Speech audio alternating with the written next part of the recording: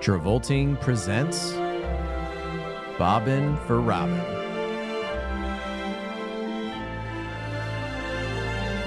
Hosted by Jeff Sweeney and Stuart Elmore.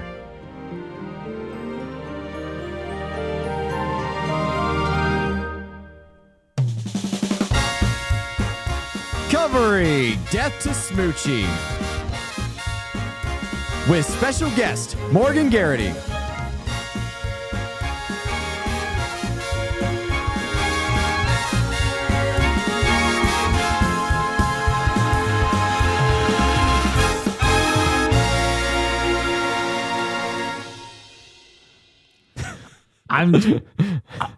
How do we start? I was trying to think of a bit to start this off with. Are we ready to get smooch? Let's get smooch. Let's get smooch. Guys, No, I it's should have started this time off with, for the smooch. Hey, friends. Hey, restarting this. All right. Back to the top. Okay. Hey, everybody. No. Sorry. Hey, everybody. It's your old pal, Jeff. Here for another episode of Travolting Presents Bobbin' for Robin. I don't like it. We're going to all sing a song of happiness together as we explore the continuing career of Robin Williams. Please. Can I start the bat? Does your uncle have a drinking problem? I think his stepdad is adjusting. The stepdad's not mean. He's just adjusting. But if he's abusive, you and your mom call what number? What's special? 911. Okay. Can I say something right off the bat? This is a Robin Williams podcast. Yes. It is criminal that Robin Williams is the number one credited guy on this movie. Absolutely. Yeah. He is the second most important character in the movie, no doubt. Yeah. Mm-hmm. Edward Norton is in almost every single scene of this movie. And he is the lead character. Rocks it. I think he's really good in this role. I think he is too. Mm-hmm. I would like to know why he did this, because it just seems very out of pocket for him. I think I'm sure he wanted to be this character. Yeah, I'm kind of quiet. That's better. Yeah, because the run he's on at the time of when this is made is he has, I forget which of these he got nominated for, but he has done American History X, Fight Club, Keeping the Faith, which he also directed. Then he does the score, which is like the big, weirdly directed by Frank Oz, Yoda. But it's the movie where it's like Marlon Brando, Robert De Niro, Edward Norton. The idea of like three generations of the main leading man of their era. Yeah. And it panned out for two of those guys. And then he does this right after that. Mm-hmm. And then after this, he's back to like Frida, Red Dragon, 25th Hour. Do you think he wanted to do a Sensi Boy character? I think he must have like really just found and he's done silly later in his career, especially. Yeah. But I think he just must have like wanted to be a little silly at this time. Maybe this is a guy that he knew that he wanted to kind of make fun of. Yes. I could see that being the reason why he picked up this role.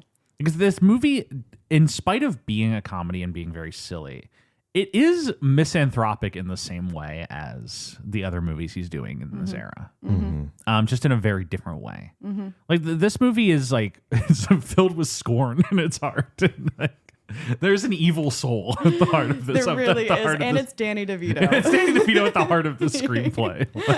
And I do think Danny DeVito is a sincerely good person with a good soul, but he wants to make media like this very badly. Yes, he wants to just make evil objects. Yeah. I mean, he's on It's Always Sunny. Yes. That says everything. Ongo Gablogian, the art collector. Whenever I think of It's Always Sunny, I just think of Ongo Gablogian, the art collector. He's wearing the wig now, the Sia ass wig. Yes. Why did I go to Edward Norton's page? I also went to Edward Norton's page. We're looking at Edward. kids. We're doing the same thing we did for my last episode of this podcast. Welcome to Norton for Norton. No, that's not it. No. Welcome to Norton Antivirus. Nutty for Norton. Nutty for Norton. There it is. That's the winner. Yeah. But the welcome to The Italian Job. We're talking about that one. The movie he did against his will. But this is like just such a weird thing. Mm-hmm. Yeah. And yet it does fit into the arc we're at with Robin right now. Right. Well. Yes. Because he's in this, like, he obviously is like king of the 90s. Mm-hmm. Family comedy mixed with like award nominated dramedy is kind of like his back and forth he's going through. And it's built on his capital of I'm the warm, feel good dad actor. That's funny. I can bring like these warm feelings to a comedy, and I can bring it to a drama. Yeah, And that's really where he's operating. yeah. The well dries up. He wins his Oscar for Good Will Hunting. then he And does then Patch does Adams. the worst 3-picture run you could possibly follow up your Oscar win with. Patch Adams. I love Patch Adams though. Wait, what? Okay, well, we're talking about different Hold on a second. Wait a minute. I have such fond memories attached to that movie. It's pure nostalgia for me. I know it's not like a great film, but I respect it. I watched it with my dad.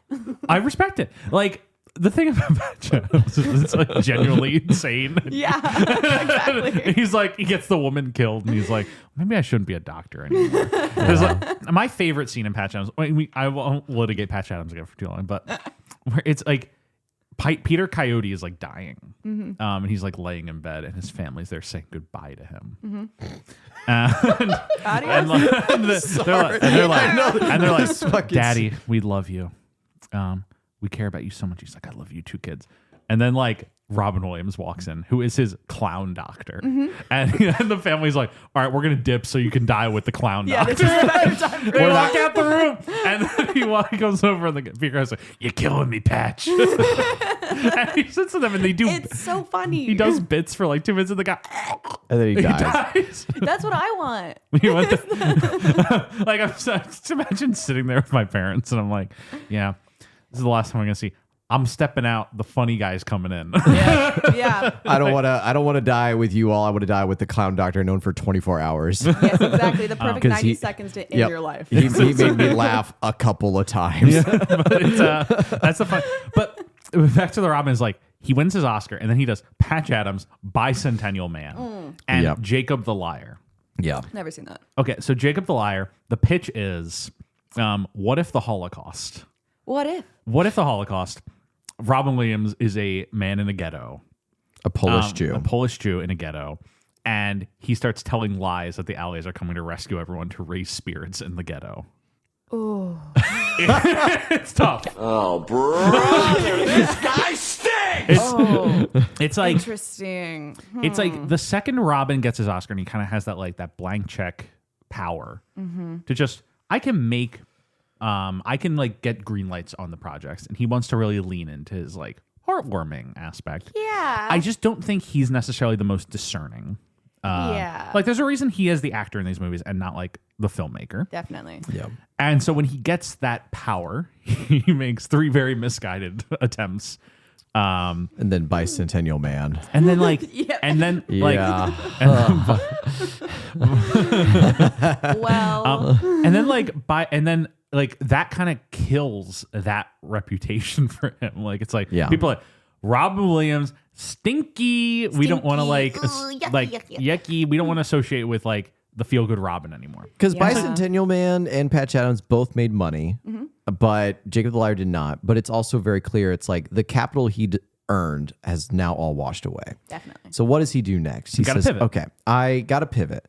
The happy feel good stuff isn't working anymore. So my next avenue is I'm going to be evil. I'm gonna if my reputation coming out of those 3 movies is like very misguided, like almost kind of evil and like inadvertently. Yeah. What if I just lean into that? What if I go back to my like origins as like a stand-up comic where like I'm, a little lacerating. I'm a little like violent and a little mean. So he does 1 hour photo. What is 1 hour photo? So 1 Hour Photo is actually a good movie. It actually is a pretty good movie. But basically I think like it's worth talking about them as another triptych. Yes.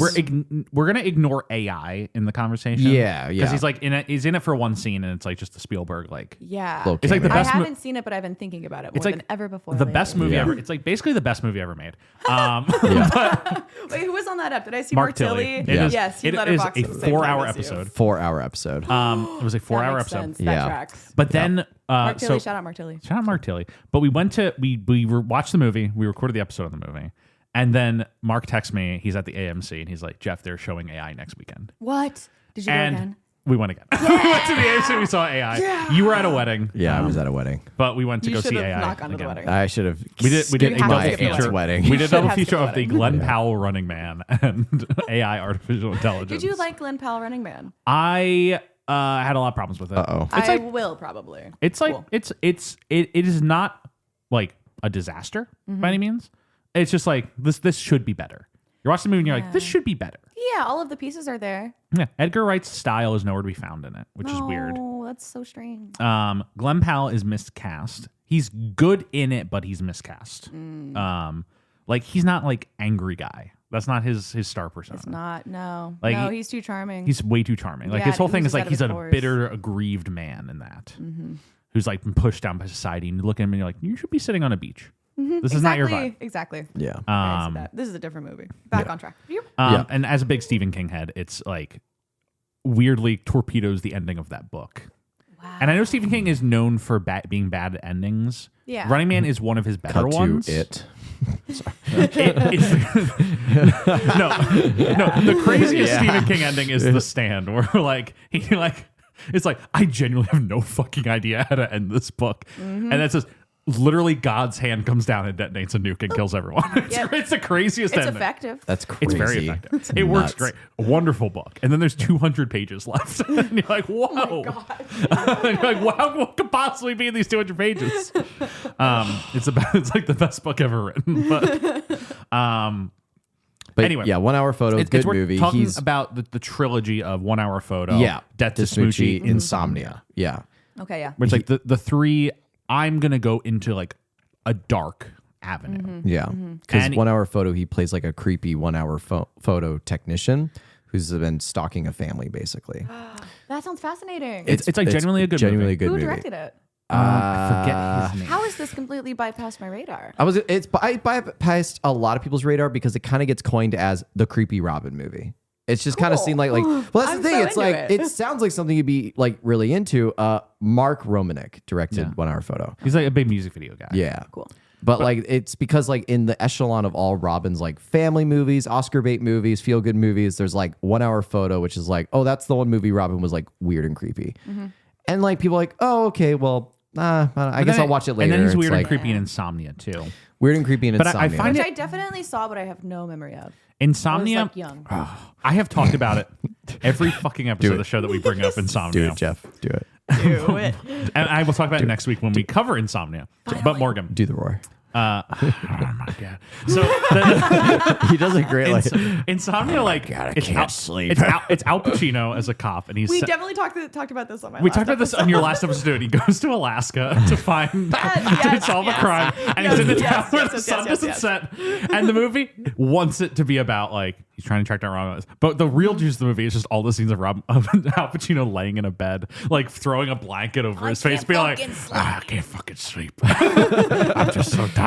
Like he's getting more and more tired as the movie goes on. He's like walking around, and he's like, oh my god, I can't sleep. Conveniently enough, I was in like a late night hole last night on Wikipedia reading about the town in northern Alaska that I'm assuming this movie takes place in. yes, Where like it just had its first, its last sunset for like the next 2 months. Damn. What a fascinating way to live.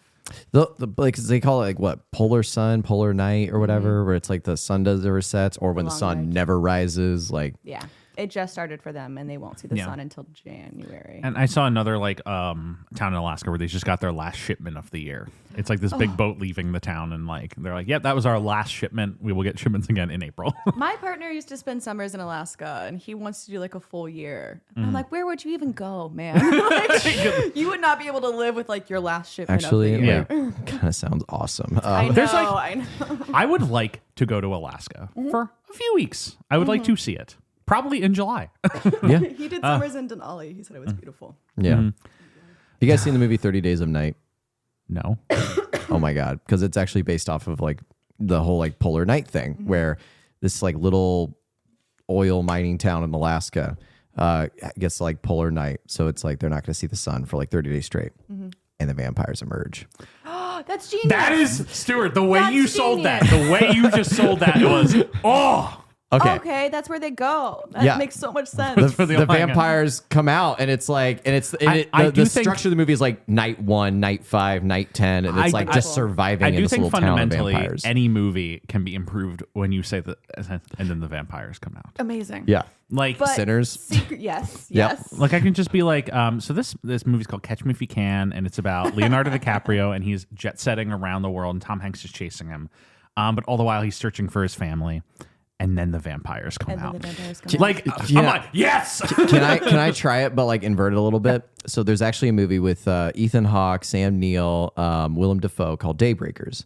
This is a movie that takes place in a world where vampires have actually taken over the world, and there's like no humans left or anything, and they're running into a blood supply shortage. And so the scientists are trying to make like a synthetic blood that can keep like vampires going, but you Natural always blood. need like a little bit of like 1%, 2% blood. Like it's almost a talk about like milk almost. It's like 1%, 2% synthetic or whatever. And then the humans come out. Oh no. And Need us. well, and what's funny is like they actually like the movie's been out since like 2005 or whatever. So like not really a spoiler, but like the reveal of that movie is that they unleash a second plague where if a vampire Willem Dafoe's like patient 0, where he was a vampire who was like out driving during the day. They have like specialized technical cars with cameras so you can drive in the day, whatever. Runs into a tree, flies out the windshield, immediately catches on fire because he's in the sun, and then lands in the water. Yeah. And then he wakes up and he's a human. Something in that turned him back into a human. They don't know. There's a whole plot point where Ethan Hawke and Willem Dafoe try to replicate that to like cure vampirism, basically.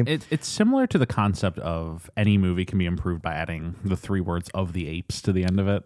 Well, Yeah. just to Like War for the Planet, boring. War for the Planet of the of the Apes. apes, Sick. I'm here. in. I'm in. Spotlight, yeah, Spotlight of the Apes. Yeah. Like, what is that movie? I want to see it.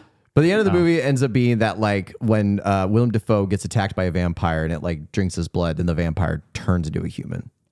So they actually created a second plague where now when vampires feed it on a certain type of humans that were once vampires, then turn back into humans. If they feed on that blood, they get turned back into a human. Wow. Fascinating movie. Great concept. Yeah. Poor Not execution. Not set in Alaska. Yeah. Sequel to 30 Days of Night, where the vampires have to face off Jacob Elrody's Frankenstein. Okay, now we have a third thing. Where anything can be improved with, and they fight Frankenstein. Yes. Wolfman fights Frankenstein. No, they did that. They did that. Wolfman fights Frankenstein. The Yes. Robert Did you see the picture of Willem Dafoe and Ralph Ineson on that set? Yes, it Sure, looks I insane. I need to show you this picture. And images of Lily Rose Depp are now dropping. They're crazy too. Yeah.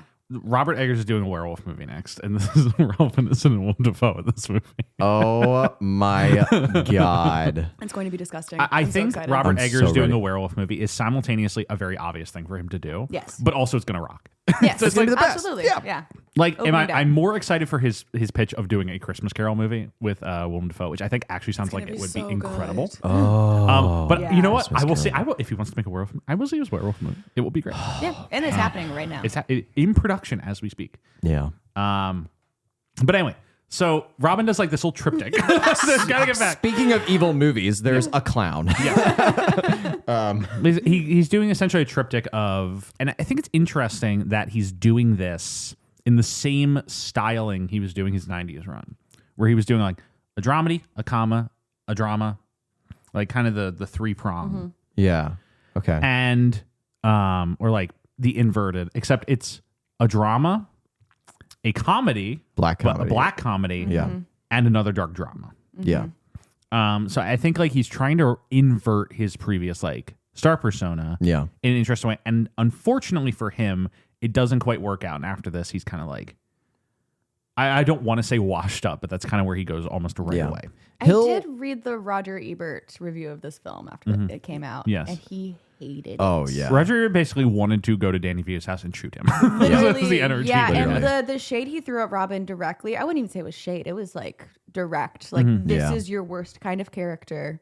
These are all of the bits you need to work out of your repertoire. This Yeah. is like the worst version of you. It was scathing. Yeah. Robin gets a Razzie nomination for this, which he loses to Hayden Christensen for Attack of the Clones. Which is a funny sentence. It's always good to like know like where we are in like generational speaking of how far away or close we are to a Star Wars movie. Yes. So when you tell me that like he lost this nomination to Hayden Christensen Attack of the Clones, like, oh, that recontextualizes the time period we're in right now. Versus he did this after he passed on Empire Strikes Back, and it's like, oh, okay, that recontextualizes where he's at. And then he wanted to do this movie, but then he ended up going to spacing on the sequel What names. do you do? The Force Awakens? The Force Awakens, Last Jedi, and The Rise of Skywalker? Oh my God. How weird. He can't stay down. Yeah. He really can't. Yeah, he keeps getting up. He keeps getting right back up. Keeps getting right A back. title that the more you think about, the less sense it makes in context of the movie.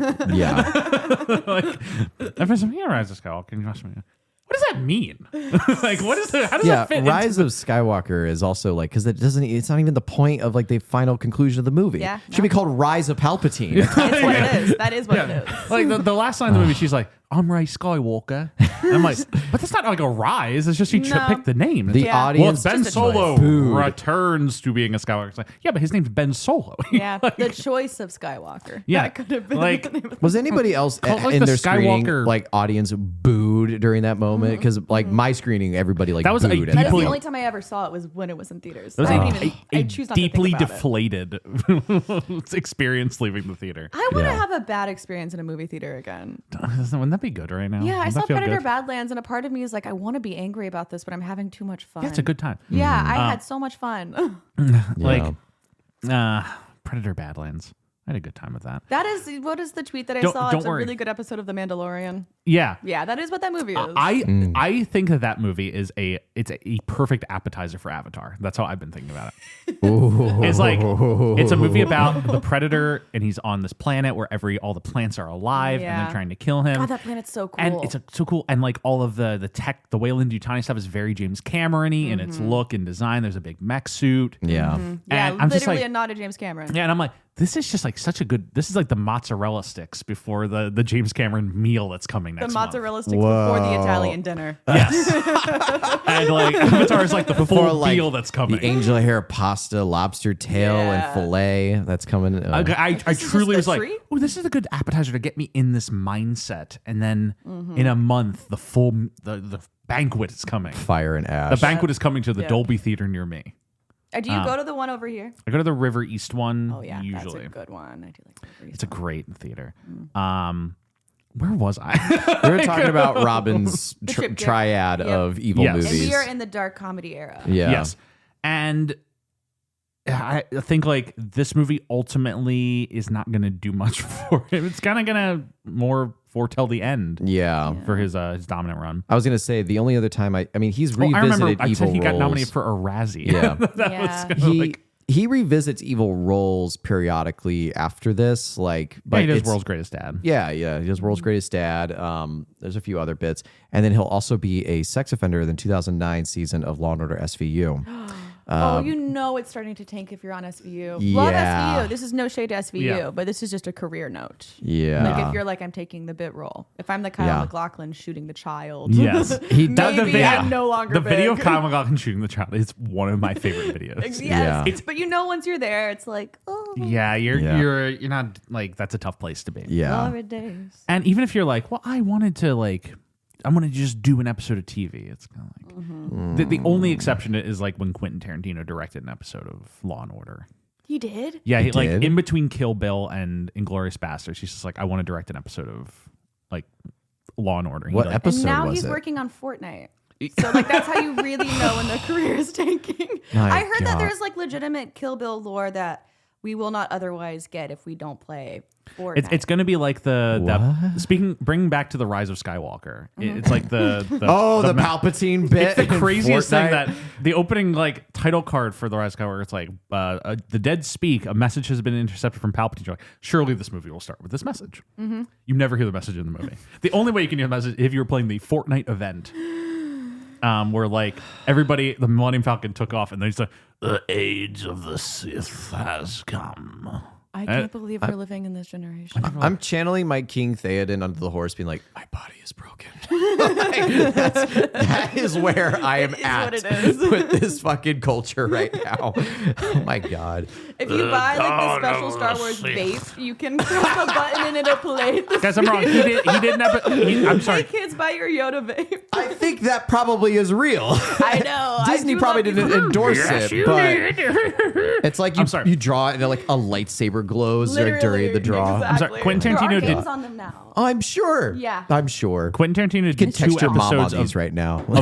he did 2 episodes of CSI, not Law and Order, Oh, okay. called Grave Danger CSI Volume 1 and Grave Danger Volume 2. That feels like it could be more on like, because I'm thinking like Quentin Tarantino Law and Order. It's like what would a Quentin Tarantino like courtroom scene look like? Like, Yeah. just trying to think of like what would that feel like? But a It would CSI, feel it's like someone pulling a gun out on the judge or something. because CSI is all about their like gory crime scenes, and I'm like, yeah, Quentin Tarantino would probably makes sense. do something with that. That Yeah, makes sense. I'm sure.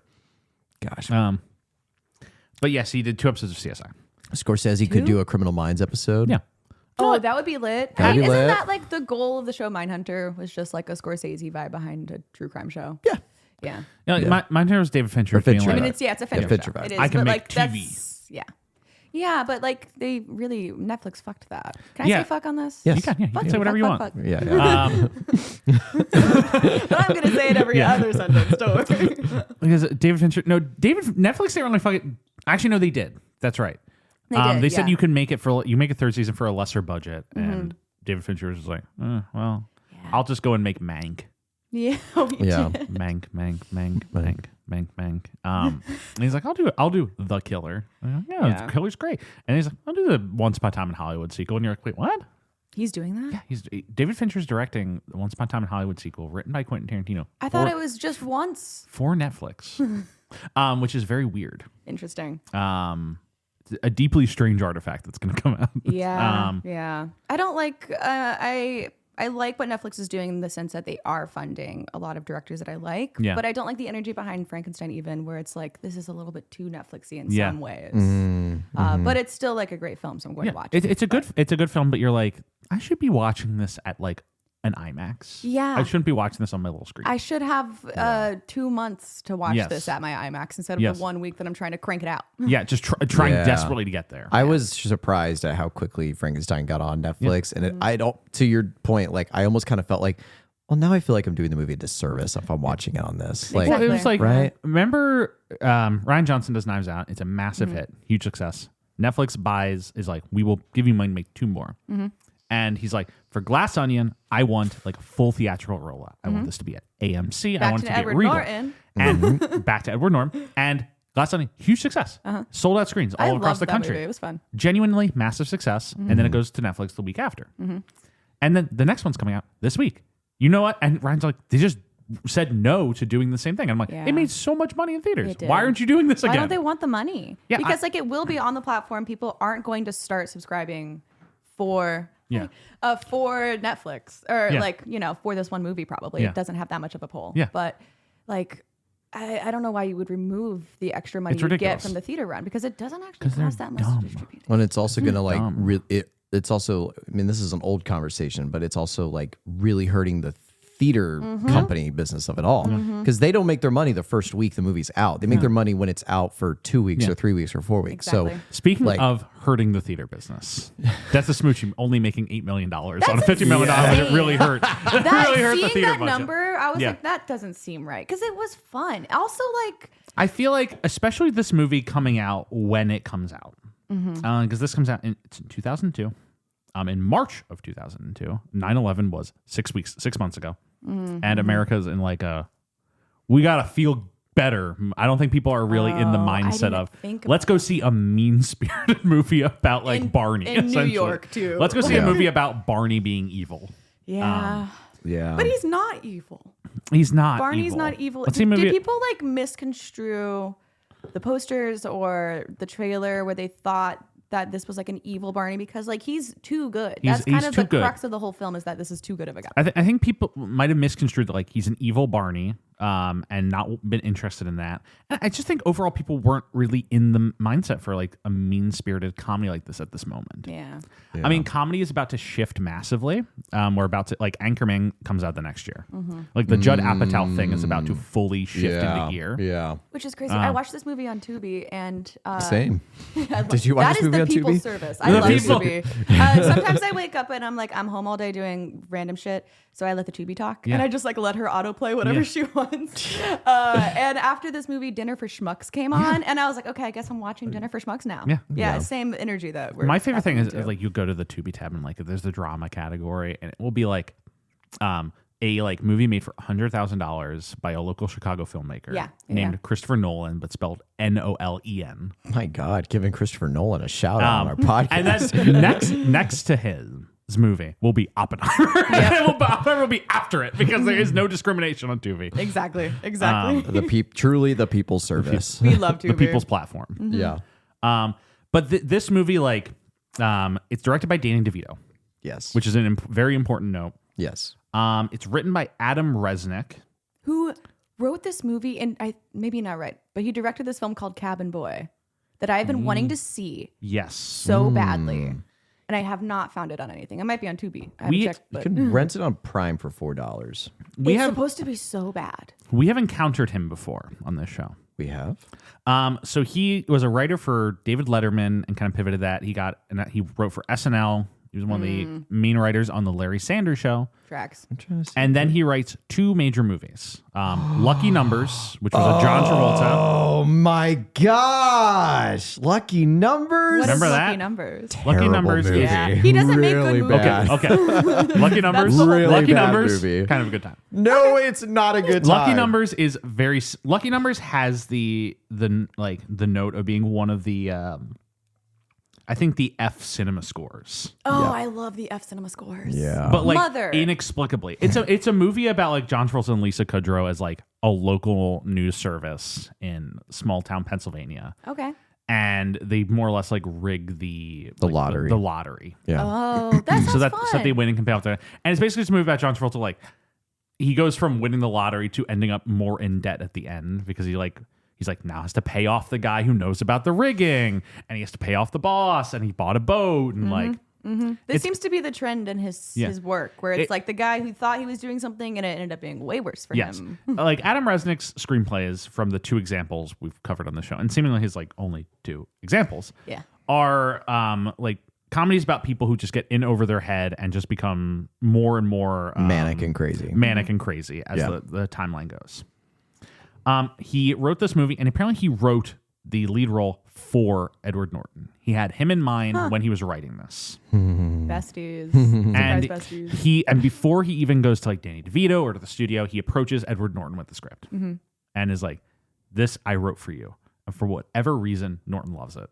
And he's like, "I would like to play this character." Did Norton EP this too? Was he like behind more of the creation I of didn't it? see his name. I wasn't like necessarily Like, looking did he for do it. like the Smoochy thing in the background too, where he's like, I want a lot of control over this? Because like, Edward Norton has that reputation for taking control of projects. Yes, My he favorite does. example being The Incredible Hulk, where like he's like, I will get very involved, and you watch like the most generic Hulk movie you've ever seen in your life. I think mainly Hulk's. Edward Norton fights with the WGA for months to get a writing credit on The Incredible Hulk. And it's like, wow. And it's like, wow, this movie ends with Don't remember that this film movie either. ends with Robert Downey Jr. walking into a bar and saying, "I'm recruiting him for the Avengers." Did Edward Norton write this? there's like the joke in Birdman when he gets casted in that movie, and his character is also kind of like sort of like control freak, which was a spoof on his own reputation for being a little bit of a control freak. And then on the set, he was actually giving like I think that was Alejandro Inarritu. He was giving like Alejandro notes for like a scene to do, and he literally responded, "You realize you're doing the thing I wrote for your character Right like, now? right now." Bring this energy. So, Bring this. so he very much does have that reputation for like, would my character Taking do control that? of Yeah, movies. yeah. So, I mean, hey, it means he cares in some sense. But Yeah, the movie, like Norton kind of is very involved from the beginning. DeVito gets hired to direct it. And then for whatever reason, Robin gets Robin's the very obvious choice to play this other guy. Yeah. Like if you're telling me in 2002, hey, we need someone to play Rainbow Randolph. And he's like a disgraced former kid show host. You're like, sounds like a Robin That Williams role. sounds like a Robin Williams role. Yeah. So he's the very obvious person to cast. I still am deeply curious why, if Edward Norton is the first person involved, he takes the second fiddle in this. I think I'm sure at this point, even with sort of the decline that he's on, Robin Williams does have a lot of face value. Yeah. He's a good sell for a comedy called Death to Smoochy. Yeah. Well, that's to your point. Like, yeah, I really think that is the case because Robin at this point, like, as his career has sort of gone down, to your point, Morgan, like, he does still have that sort of slight bankability to it. And it wasn't that long ago that getting Robin on your movie meant a green light. And I kind of feel like this movie is the same way. Like, yes, I get like Edward Norton, he's got Fight Club, American History X, and like all those other stuff. But I still feel like in this 2002, Norton's still like, he's not like blockbuster guy who can get you like millions of dollars at the box office, but Robin is. So this very much Especially feels when it's like a comedy. Yeah, You're not going to see Ed Norton's especially- face on the cover of a comedy and be like, I'm sold. I'm in. right. The Yeah. guy from Fight Club is going to be like a funny little Rhino. He's Like playing Barney? Yeah. Right. Yeah. But Robin Williams being like a crazy disgraced clown child host, it's like, okay, that could get me in the theater. So this reads as like Robin was kind of like the green light casting for this movie. I think that there's always been an association between like the mob and Hollywood, both in real life and then also like in movies, like presenting them like the Hollywood studios and mob entities.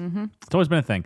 I like the literalism with which this movie presents that. Yeah. Yes. Yeah. Harvey Firestein, like you think he's a mob boss for the first half of the movie, and then they reveal no, he's the head of the Parade for Hope. The Parade for Hope. Yeah, the charity. organization. And I think that that's where Danny DeVito finds his into this movie. Yeah. Is as like a creature of the film industry. He's been working in it for 40 plus years at this point. I think he just wanted to like lacerate the film industry. He just wanted to like. No, it feels like a lot of that in so many ways. He just was pouring all of his hate he's had towards his industry Especially into this like movie. he had made a children's film at this point. I'm sure he knows just how hard it is to work within the children's film industry, where he was like, this is IP that my family loves. I'm going to make Matilda so my kids can have a film like Matilda. Yeah. I cannot imagine Danny DeVito like going into a boardroom with that intention behind it. And they're like, how do we sell Matilda action figures? Yeah. And Danny DeVito is just having an aneurysm. He's just like, do we need to sell We need Matilda a action scene figures? where they Yeah. eat like a certain brand chocolate cake so we can get money from that company. Yeah, we got to get It's Sarah like, Lee behind this film. Yeah, yeah. She's got to get on this. Totally. Yeah. And I'm sure that like really irked him. Yeah, and you definitely feel that energy in this movie. Morgan, what's your his like relationship with Robin Williams history wise? Like, how did you grow up with him? What's like some of like the first few movies? We did talk about this in the last episode. I watched a lot of Robin Williams with my father growing up. A lot of Gotcha. comedies. We watched Patch Adams. We watched. My dad showed me Mork and Mindy when I was a kid. Like classic Robin Williams stand up. My dad's like a stand up guy. Gotcha. So he showed me Robin Williams. Right, in, right, like, right. You know, the 70s, and that was my first experience. Not me just forgetting that we already had you on for a Robin It's all for good. Be Human. Yeah, but that movie is a movie we're It's all allowed Being to Human forget. left the brain. We are That all allowed to forget that left film. the brain on me. Remember Totoro in that? Oh my It god. was a Totoro That was a episode. Totoro Yeah, episode. we turned it. Talking, we turned it the whole talking time. Totoro. Talking to Totoro. I watched Miller's Crossing yesterday morning. Coen Brothers early film. That's Totoro is fucking remarkable in that. Yeah, it's an yeah, incredible everything he performance. does. Yeah. When's he bad? But like that's an incredible performance. Mm-hmm. Anyway, I'm not a fan of Robin in this movie. you No, it's a weaker Robin. It's a weaker Robin. Yeah, he is not Yeah. the main draw of the movie. I don't Yeah. think he is losing the Razzie to Hayden Christensen in Attack of the Clones level. Like, yeah. bad, but it's definitely not his best work. You Yeah. can feel the desperation that was probably sincere in him. Yeah. In this character, and it was like almost like I don't want to see him in this place. I Right. don't like thinking about him in that place. Yeah. Yeah, that place of like I'm desperately trying to cling on to the spotlight. It's like, ugh, like But his one monologue where he was just ripping Smoochy to shreds, that was pretty funny. that was pretty good. That got me. Like, Yeah. he's Robin Williams, so he is like he's funny in this movie. There, if he like really tries to sell a joke, it for the most part works. But like I think that the real like Edward Norton gets and Harvey Firestein and Harvey Firestein. inexplicable Jon Stewart. Yeah. But that haircut. Oh my It made gosh. me so mad. We got to bring back the hair. The hair ranking. We have to for- bring back the ranking just for Jon There Stewart's was hair. one moment where Edward Norton's hair also looked like shit. He was it I think it was when he and the producer gal were like making out for the first time or something, but he turns and he has this very hipster haircut. Yeah. Honestly, arguably hipster for today's standards too. Yeah. But he has like just a line right here Yeah. and it looks like garbage. I'm like, who is cutting their hair on Yeah, this set? he looks Who's awful. doing this? Yeah. He looks like he just walked out of the Matrix. Yeah. Yeah. Like, Jon Stewart, like a few years later, he is would- it a wig? I don't like, what's going know. on? I think really he just don't combed down. know. I think Yeah. he's like, we're used to seeing it pushed back and he combed that down. And they're just like he should look like kind of like a nerd producer. Like, I'm Becca trying to think walked of in the room when I was attention. watching this movie, and she didn't believe me when I said it was Jon Stewart. Right? She's like, "Oh, who's that?" And I said, "It's Jon Stewart." She's like, "Really?" You're lying. You're a liar. Yeah. I was like, "No, that is Jon Stewart, host looks of crazy. The Daily Show." Yeah. Yeah. And he's like so meek in this film. Yes, He's a little baby. Yeah. he's not even not even playing a beta. He's playing like an omega. like where he's playing. In Yeah. this movie. There's a funny bit where like a few years later he was hosting the Oscars and he said like in his like opening monologue he said trying to get this right, he was like, I'm so excited to be here to celebrate a long history of the movies, brought to you by the guy who was number 4 on the call sheet for Death to Smoochy. I always find it funny, like guys like Jon Stewart and Stephen Colbert and John Oliver, where like these guys are fundamentally comedians who came up in the entertainment industry and like were in movies like Death to Smoochy, and like John Oliver was in The Smurfs. Or like Jimmy Fallon in Taxi with Queen Latifah. Well, I'm not even going to count Jimmy Sorry, Fallon. We don't talk about Jimmy it. Fallon actually We doesn't don't, count. even, we don't even need to think about him right Jimmy now. Fallon doesn't even count in this Get that conversation. demon But off like, this podcast. but like these three guys, like now they are just like they hold such cultural weight now. Yeah, they like as do. like arbiters of democracy and what is correct in our society. Yeah. Even and just, Jimmy like, Kimmel has weirdly. accessible journalism. Like, Yeah. we Yeah. don't get journalism like this. Like accessible journal, and it's so weird. Like, yeah, Jon Stewart once hosted the Oscars. He's like an entertainment film, and now like if I were to say Jon Stewart hosted the Oscars, people are like, no, he's too busy fighting the president. Yeah. That's he's a too good point. He's too busy upholding journalism. Well, when the president is also someone who's been in the entertainment Yeah. industry his whole life. we live in a weird entertainment industry dystopia right now. We It's like do. kind I of think we strange. gave it too much weight. No offense, I know it's employing both of you, but we gave it a little bit too much value, I think, at one point. Maybe we must go back. We must go back. Cut to Alec Baldwin winning the Emmy and be like, Mr. President, here is your Emmy. Oh gosh. But Clowns, rhinos, Yeah. dinosaurs, So- Barney. yeah, Barney. that's more Barney or less for like president? Oh. Barney for president. Barney should just be the president. Barney is a socialist. We might as well. He right? is a socialist. He It's probably all about better only- sharing. Exactly. Yeah. It's caring. There we go. Imagine that like that Trump Hall of Presidential Fame that he installed, and it's just like you going down there. It's like Barack Obama, Donald Trump, Joe Biden, Donald Trump, Barney the dinosaur. I'm And like, it's just like a picture, a very astute image of him in a suit. And you're like, how did that happen? It's that up sequence where it starts with like the real life people and goes Yeah. into like animation. For like the Yeah. captains on the ship. Yeah. You know what I'm talking about. You got it. Jeff, you have no idea what I'm talking about. I've seen Up, but I have no memory of the sequence. It's a really funny thing. Does this It's have like- anything to do with Christopher Plummer fighting him on top of a blimp? Because if so, I don't remember this. Or no, it's Wally. I Are said you Up. serious I right said- now? said I was, Up. I was It's Wally. following. I was You following. were Okay, following. yes, Like going Wally- to the dystopic. Yeah. Wally, very much yes. Yeah. Wally has what's his name? Ed. I forget his name. I got you. He's I like got the nothing. the main human guy in Wally, who's like the head of Big Mart or whatever the Walmart thing is. Oh. Very successful comedian who I like. Well, we've talked about him before. We have. Ed Willard. Fred Willard. Fred Oh, Willard. Fred Willard. Yes. Yeah, yeah. Which he does have an illustrious career, but at this point, one of his last roles on "I Think You Should Leave" is the thing I think of, where he's Yeah, the he's like organ player. the piano guy at the funeral. Yeah. Best in the biz. Rest in peace. Um, This episode is dedicated to Fred Willard. Yeah, this episode's Why? dedicated to Fred. Well, no, we got we you should- though. Stuart, can we just start playing taps right now and just like have like a 30-minute section of silence? Yeah. But I think we should just delve into the movie. I think we should start getting. I think we into it. should. Yeah, Think yeah. we've- yeah. We're at that point. Over Yeah. over the Warner Brothers logo. You're hearing Edward Norton sing, and I am immediately, oh, that's what this movie, the tone of this movie is, because I knew nothing going in. I knew like the poster is Robin Williams dancing with Edward Norton in like a rhino suit, and my perception of this movie was like, oh, it's about like the behind the scenes dealings of a show, and for some reason they're trying to kill the rhino or whatever. Yeah. I did not realize they weren't together on the show at the start. And immediately, I'm just pulling up my notes real quick. I wrote, hearing Edward Norton sing "This Is Wild," because he's just doing the song. Yep. And then we go right into the Rainbow Randolph show, which is Robin Williams playing. What would be like a real life comparison to his show? Oh, good question. Because like Barney is a very obvious, Yeah. parallel to the Smoochy show. I don't know a lot of kids TV from like the 80s and probably the 70s, which is I'm assuming what they were pulling from. Because it's almost like if Mr. Rogers would do more song and dance stuff. Yeah, exactly. I'm sure there was like kids TV in the 50s or something. I think about like the movie Hairspray where all the teens are like on this like colorful show, and I'm assuming it's something similar. Something like that.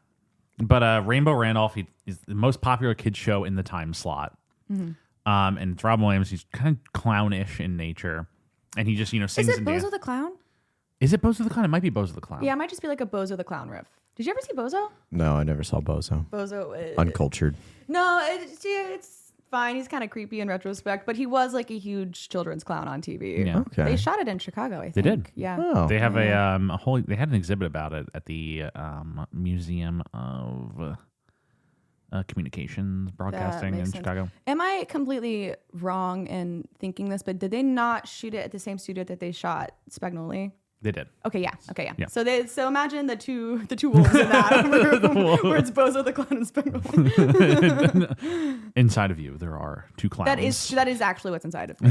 There They're are both two ripping clowns. to get out right now. Ah, it's so bad. But he's like the most successful kid show programming. He's all over the world. Everybody loves Rainbow Randolph, and we quickly jump into the first like mob-esque scene. Yep. And Like, Danny right away. DeVito as a director genuinely has like some gumption, like some style to Oh him. yeah, Like it he's was very stylized. stylistic. It felt like Yeah. a Danny DeVito movie, and I appreciated that. There are parts in this movie where he is doing like noir-esque angles to really sell the mob nature of it, and like the camera will be like here. It'll be, Yeah, like, Yeah. looking and it's down. like pulling in and pulling Yeah. out. It feels like, but it's like comic book colors. Yes. It was really fun. I really liked his direction. Yeah.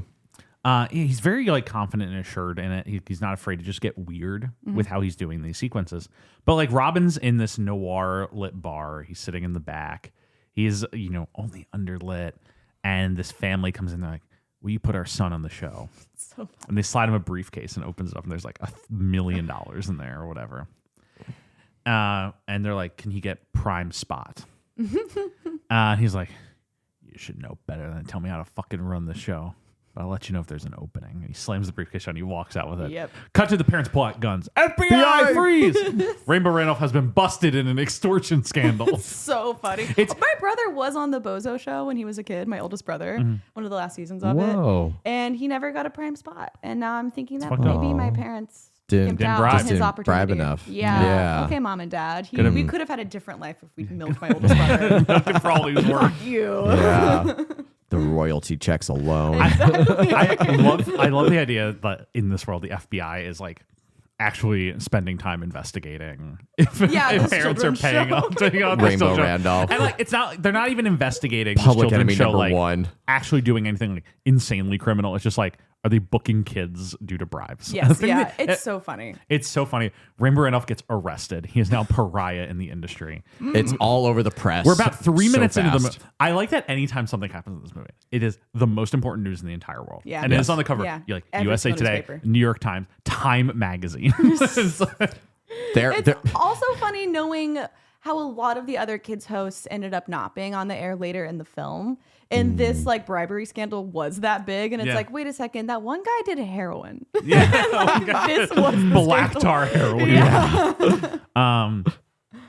But this is when we get introduced to our like boardroom characters. yeah. There's the head of the network played by Robert Prosky, who's in like 3 scenes.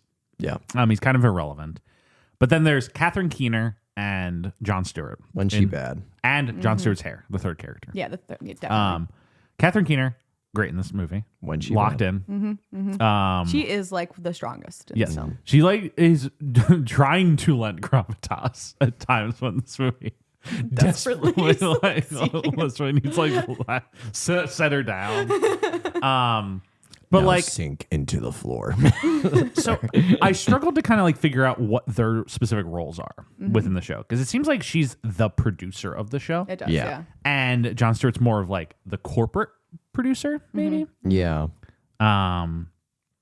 That was kind of the relationship that we never really meet a director of the show. No. That character- It's kind of her also, though. She's always on the set. Yeah, she's always Yeah. on the set. So you are curious, like, what exactly are these people's roles? But the movie doesn't care. It just is like, these are the people making the show. That's all you need to know. Yeah. They're trying to find another new kid show host. And Robert Prosky is like, we need someone squeaky fucking clean. Like, this scandal is almost torpedoing this network. And they're like leafing through. They have a binder of like children's actors. Yeah, they within just the have, city of they New have York. their eyes on. I want Yeah. that's They're like like that's the talent movie. scouts. That's the That's movie. truly it, That's the yeah. that's the Anchorman Avengers Endgame sequence where all of them just pull up and just have a brawl. We had 3 at the end brawling. That's Yeah. right. We had Bugsy, we Yep. had Randolph, and we had Smoochy. Yeah, we Yep. got 3 of them. We We should had get a 3 few of them. more. Yeah. Remind me to talk. I have something very important to bring up at the end of this episode. And they're just like looking through this leaflet, and they're like, "What about Mose? What's his last name in this? Sheldon Mopes. Sheldon Mopes. What about Sheldon Mopes?" Yes. And they're like, What a Smoochy "He's a nerd name. loser. Yeah. What a loser. He's like playing At methadone at clinics. methadone clinics." Yeah. He's a And they're like, but he's fucking clean as a that whistle. part was really funny when they first get to and so Yeah. they want to go to him, and Catherine Keener goes to check him out. and he's singing about like if you get off the dope and No, you no, won't it's be a mope. oh, we'll get you off that smacko. Yes, we will. Yes, we will. Oh, we'll get you off that smacko. Yes, we will. Yes, we will. He's like singing to all these guys. It's just If you like, don't get off that smack, then you'll end up doing crack. it's just so fucked up. It's like, he's in like the Rhino costume. Yeah, but it's like very damn. handmade. So he has like the handmade helmet. Yeah. There's just all these like guys like slumped over. I also like the idea of someone who's like really into smack and they're like, I'm gonna go up next time. Yeah. I'm getting on crack next time. What's next? It's getting better. Or the person that's at the methadone clinic is like, you know, that Rhino really changed my life. That They Rhino. delete their dealer's number right there. There's like 10 years later, it's like they see Sheldon Mopes passed away in a car accident, and it's like they're next to their partner, and it's like, you don't understand. Like 10 years ago, Sheldon Mope changed my like life. Really changed my changed life. everything I was like not sober, and he like brought me out of it. Gosh. Still think about the jingle every morning. Yep. there is like a real community out there of like artists who, you know, devote their time to like clinics and Yeah. special care facilities, and like do actually change people's life. And yet I think the concept of it being a guy in a full Rhino Who's suit doing like children's who's songs, doing some- jingles. such a funny idea. Also, the last thing you want to be listening to, I'm assuming, if you're on heroin, is some guy who's some like, guy you're to- just trying to chill. The Yeah. last thing you want to This hear dude's is Barney coming in. I would probably take more heroin if this guy came into the clinic. Like, you know what? This isn't working. Just, yeah, no. I'm going back to the streets. Give me the smack. But Catherine Keener like is like, hey, we've got our eye on you from Kidnet. And he's like, Kidnet? really wants to pursue something with the ethics and quality that Smoochy is willing to bring. And I like the kind of mise-en-scène of his introduction where he's like just going to all these places that he's clearly had influence on. Like he goes to the hot dog restaurant. And they have two Yes. And they have soy dogs. two ready soy for him. dogs that they make specifically every day just for him. And he puts like essentially black tar on top of it. Just She was like, it's spirulina or something. Yeah, he says it's spirulina mixed with something like else. ginger or whatever, Yeah. soy. Like he's like, I'm gonna get you on those gluten-free buns. Yeah. You'll get there. And his motto is you can't change the world, but you can make a dent. Dent. Which is precious. It's It very is- nice. It is yeah, good. I did like that. It's genuinely sweet. Yeah. And he really wants to do children's entertainment. and Yeah. Really bring something to these kids' lives. Real quick, there was something that like I thought at this point of the movie, because this was shortly after like the whole Robin like disgrace thing, and I had this thought like, what if that was his entire role, and we never saw him again?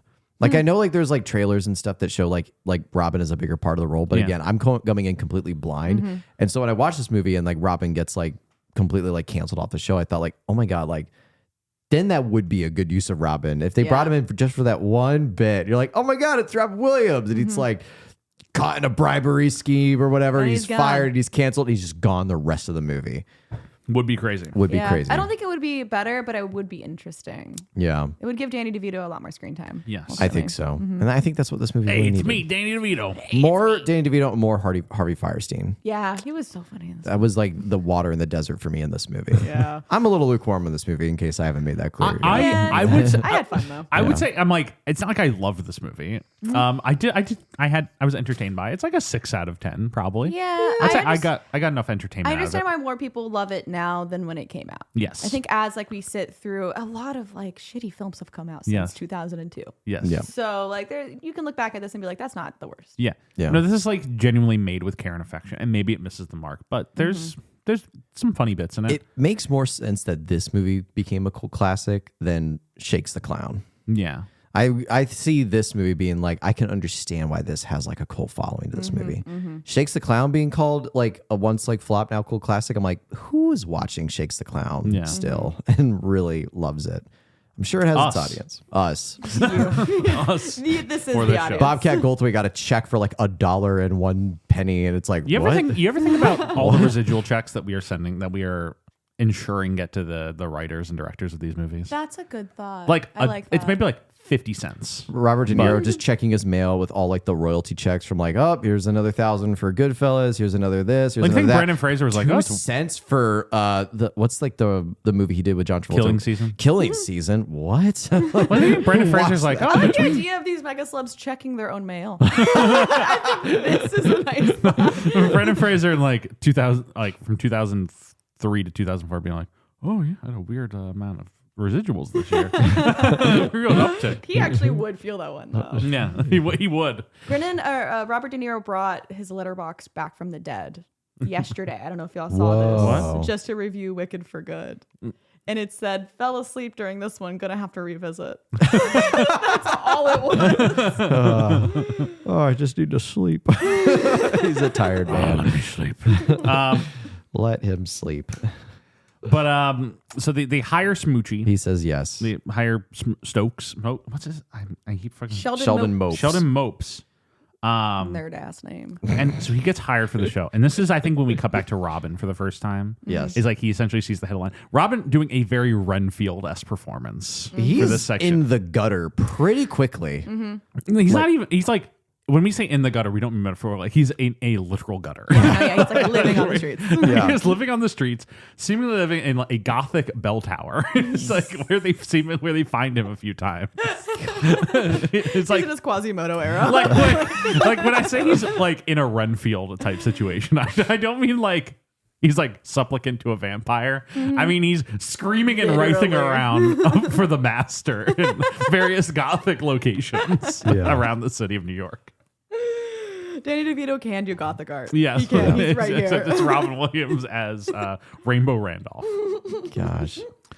But he finds out about this and he wants his time slot back, and he's going to do whatever he can to get it, leading to the title of the movie. Except bribe, you know? Yeah. Like Well, that was because he the has no thing money. that he was going to screw. Yeah. It's like, how did he go broke He's condemned to that use the tool. quickly? He's Exactly. condemned to use the tools of his enemies to defeat them.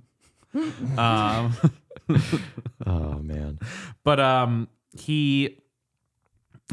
we have the first Smoochy show. And it's a big success. Kids loved it. Great joke here among the background extras, where one of them is like, make sure you get your $50 smoke bump this week. Yeah. Yeah. Imagine the guy signing into Rabs and like him putting $50 smoke bump for. Can't believe you just pulled up a Rabs You reference like that? into You this like that? podcast. The one person listening at home who would get this joke is laughing right now. My God. Rabs is like a background check-in software. And you're explaining the bit. Okay. That, vibe. And like when you like you're signing out background, you have to input like various bumps. They might have gotten like they drove a car at $30 or like smoke $50. That's funny. To the listener at home, a little Rabs inside A little baseball behind the for scenes you. for A y'all. little behind the scenes baseball for you. I want to throw up in my mouth. But he No, does. the mic's right there, dude. That'll be a mess. But he does his first show. I can't remember like.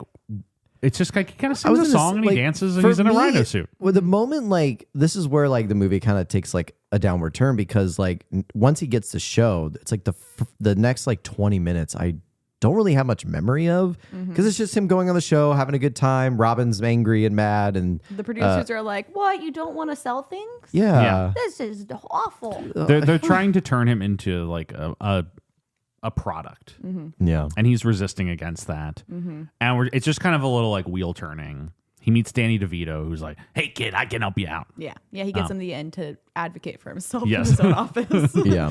And then at the same time, Robin's like plotting how he's going to destroy Smoochy. It is a pretty long sequence of just that, though. Yes. It's a decent chunk of that happening before the next thing occurs. Because the next thing that I can like put my finger on and recall is the cookie scene. which So funny. which We all knew something was going to be in there. Yeah. I thought Yeah. it'd be like a bomb. Like, well, not I gonna thought lie. like I don't know why I just thought it was gonna be really dark and depraved, but like they were gonna be laced with something. Yeah. And- Everybody's Something awful. Everybody's trying to make Smoochy dark. Yeah. They're trying to turn him into a product. Danny DeVito tries to give him a gun, which I think it's one of my favorite lines of the movie where he's like, "When I was a kid and we played Cowboys and Aliens, I was always the Chinese railroad I worker." laughed so hard.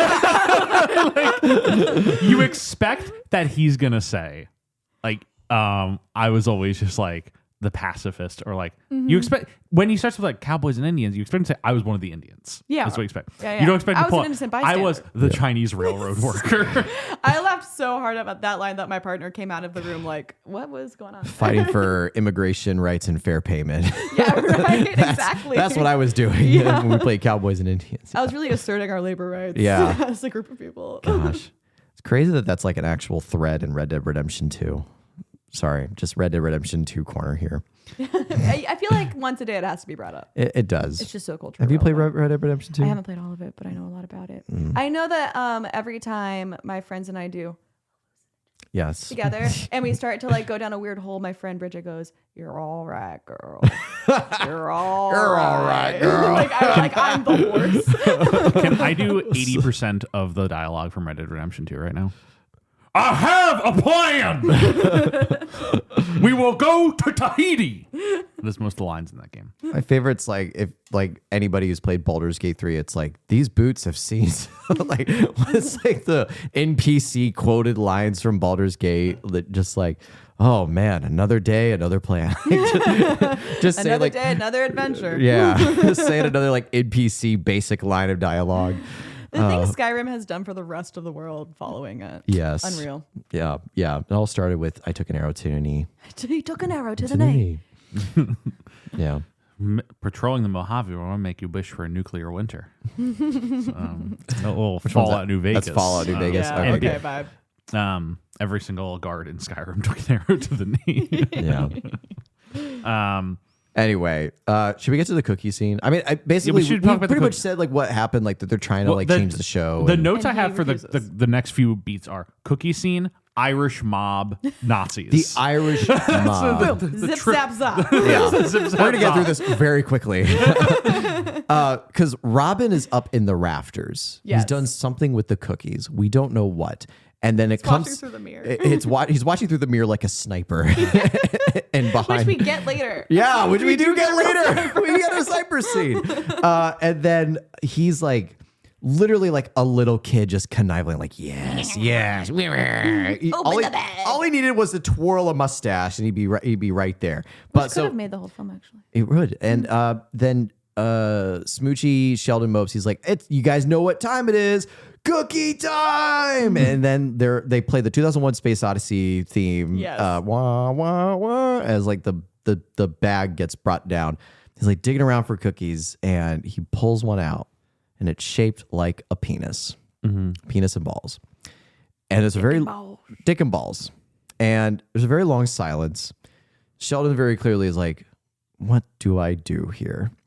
He's like, oh my God, it's a rocket ship. And Robin's like, what? It's not a rocket ship. And then he comes down from the rafters in Insane record move. speed. Insane move. And he's on camera.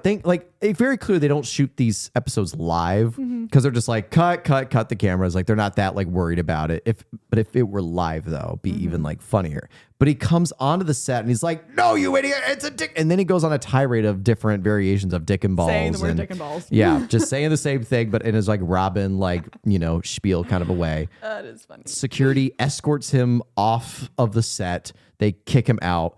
And and Sheldon Mopes is totally fine. That sort of jumpstarts Smoochy's awareness of being enemy number one. Targeted. That was like the first time that it was targeted. It was clear that it was Randolph, and like he doesn't want Smoochy to succeed. Yeah. So I think it was crucial for the two of them to meet. Yeah. Sort of in this way. Yeah. But, the first time they meet is penis cookies. yeah, on the set, and he comes down from the ceiling. He's like, "What the fuck?" Yeah. I don't know if it would have been like a little too dark if it was like there was nothing shaped differently about the cookies, but they're just laced with something. But then that's like, but then we gotta like do ethics of feeding it to kids and stuff, and that would have been too dark. Like, so penis shaped cookies is probably the safest choice. Pretty clever. And then you get the first of two really good tirades Right. from Robin Williams in this film. But then like that implies that Robin made a whole batch of penis shaped cookies. Yeah, that you could sell to a bachelorette party after. Yeah, you absolutely could. But the scene that I'm missing here is that scene where he's wearing the apron, making the cookies, and maniacally like talking to himself. Yeah. That's the scene I wanted. Yeah. That the movie doesn't give me. That's fair. So, yeah, big problem with that. And then, like, very similar to you, Jeff. Like the next thing I have is the Irish mob. Yeah, the Irish mob getting involved. I do love the Irish mob in this film. Because this Irish is when mob. he meets Danny DeVito for the first time at a restaurant. And He's just meeting Danny DeVito at a restaurant. Yeah. okay, But it's my favorite character in this movie. Spinner. Spinner. Spinner. I love Spinner. Yeah. Played by Michael Rispoli. And he's like essentially he's playing like a parody of Rocky. Yeah. Like yeah. this is a real type of guy. It's the guy like Rocky does it in Rocky 6, where it's just like boxing themed restaurant, and the boxer like comes around and talks to the tables. But this guy's been severely mentally depleted by Because his he years was of a boxer. getting hit in the head Yeah. and concussed. Yeah. And he's just walking around like, hey, it's me. I'm Spinner. Yeah, how He has are the personality of a child. I love Smoochy. Smoochy and my guy. It's so awesome. He's so funny. Jeff, can I read the first paragraph of Michael Rispoli's Wikipedia? Yes. I think it's kind of magical. It's Michael Rispoli is an American character actor. He was a contender for the role of Tony Soprano in the HBO television series The Sopranos, but was ultimately cast as Jackie Aprile?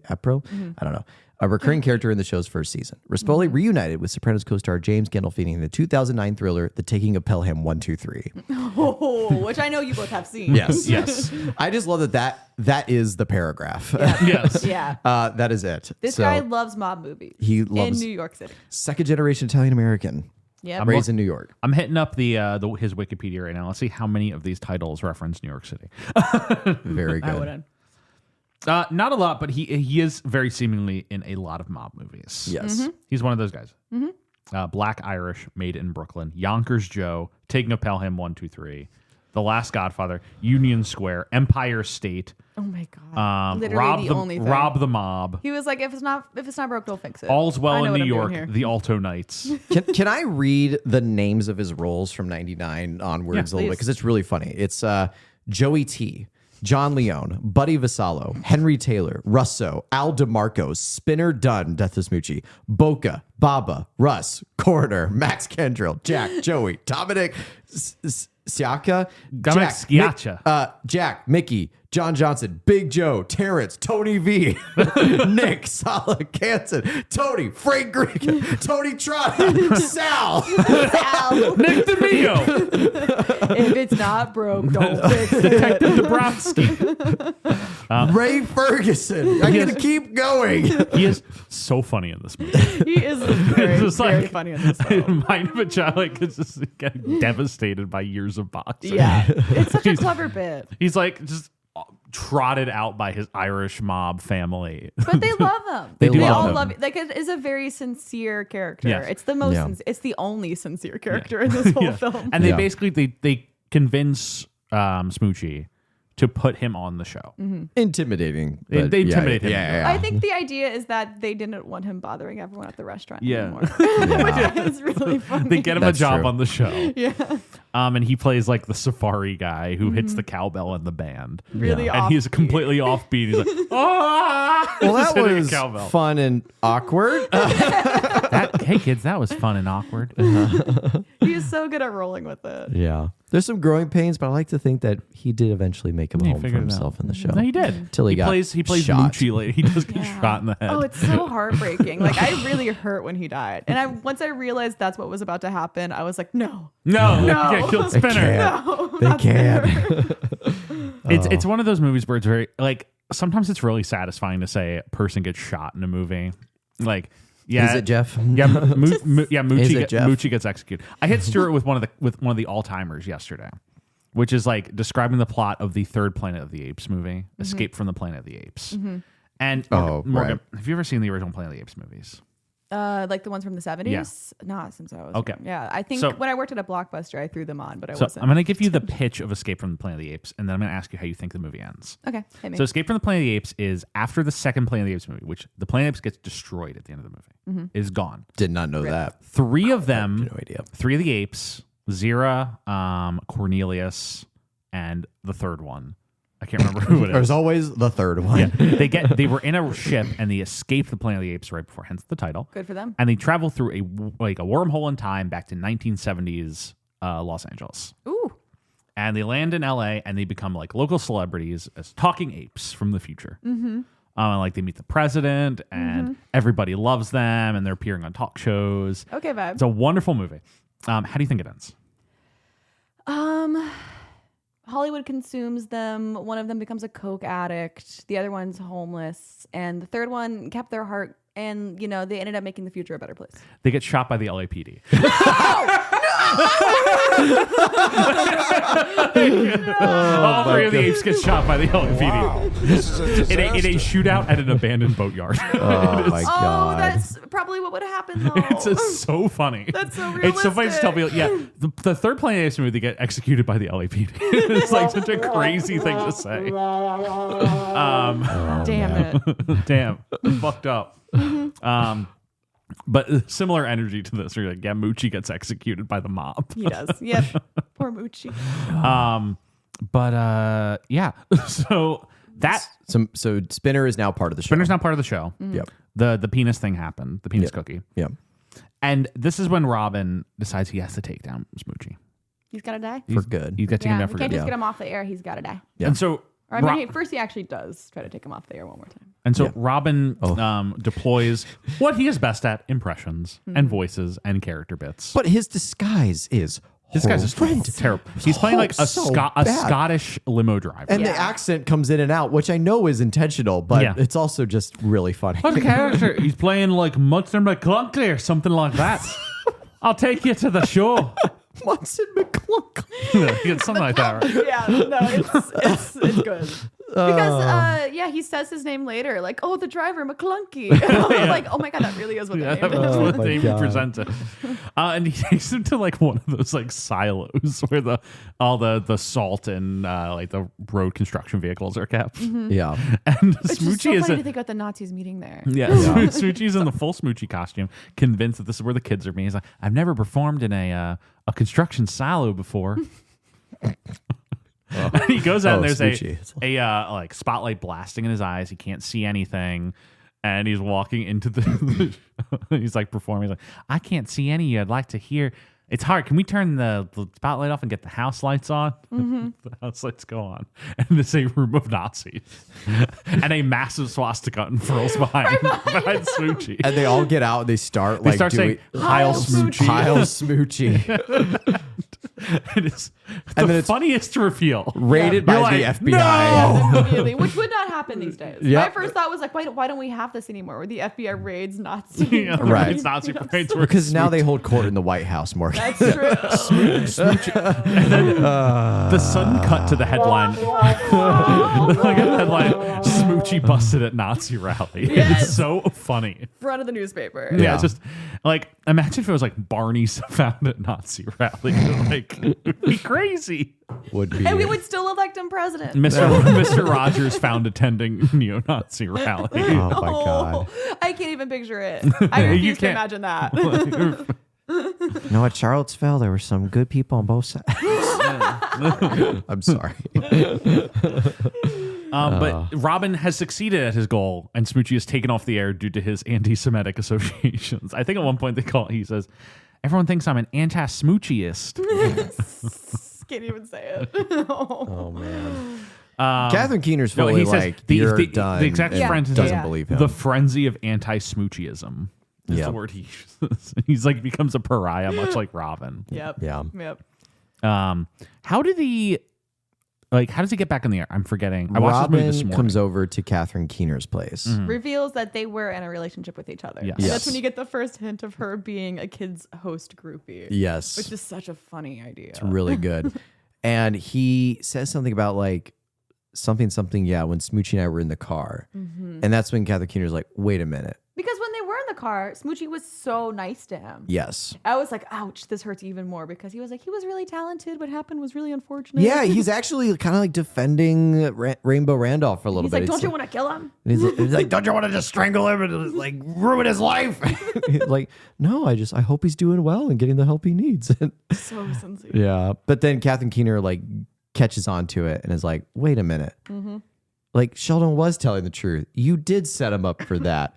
And I don't know how she proves it to like everybody else. That's a little unclear. It's like her word is just taken as gospel of like, well, if she's saying it, he was set up, then I guess we're putting him back on the air. And it's like, well, then it just cuts to another string of newspapers. yeah. And it's like Randolph actually bad. Yeah. Smoochy good again. Bucci good, Smoochy Randolph good. still bad. Smoochy good again. Kick him while he's down on the dirt. And then he has the meltdown and gets kicked out of his apartment. Yes. He gets kicked out of his apartment. He has to like go into hiding. This is when he's really in like a bell tower. Full Fisher King Yeah. lore now. He's like Fisher King style. Yeah. This is when we kind of get into the Parade of Hope stuff. Yes. Harvey Firestein, who had been portrayed in like Burton-esque silhouette for the first half of the movie. A lot of this film did feel like Tim Burton's Batman movie. Yes, I had that thought a few times. It feels very much like the first like 20 minutes of the first Tim Burton Batman, where it's like mostly just a mob movie before Batman appears. And it's just like all these like weird canted angles of Jack Nicholson and And all like those the guys. colors and like the very and I'm harsh assuming that's where lighting. Danny DeVito like learned a lot of this. Yeah, he definitely is pulling it from his frequent collaborator. Morgan, do you know that when Tim Burton did Dumbo in 2019, he called Danny DeVito and said, "Danny, it is time to finish our circus trilogy."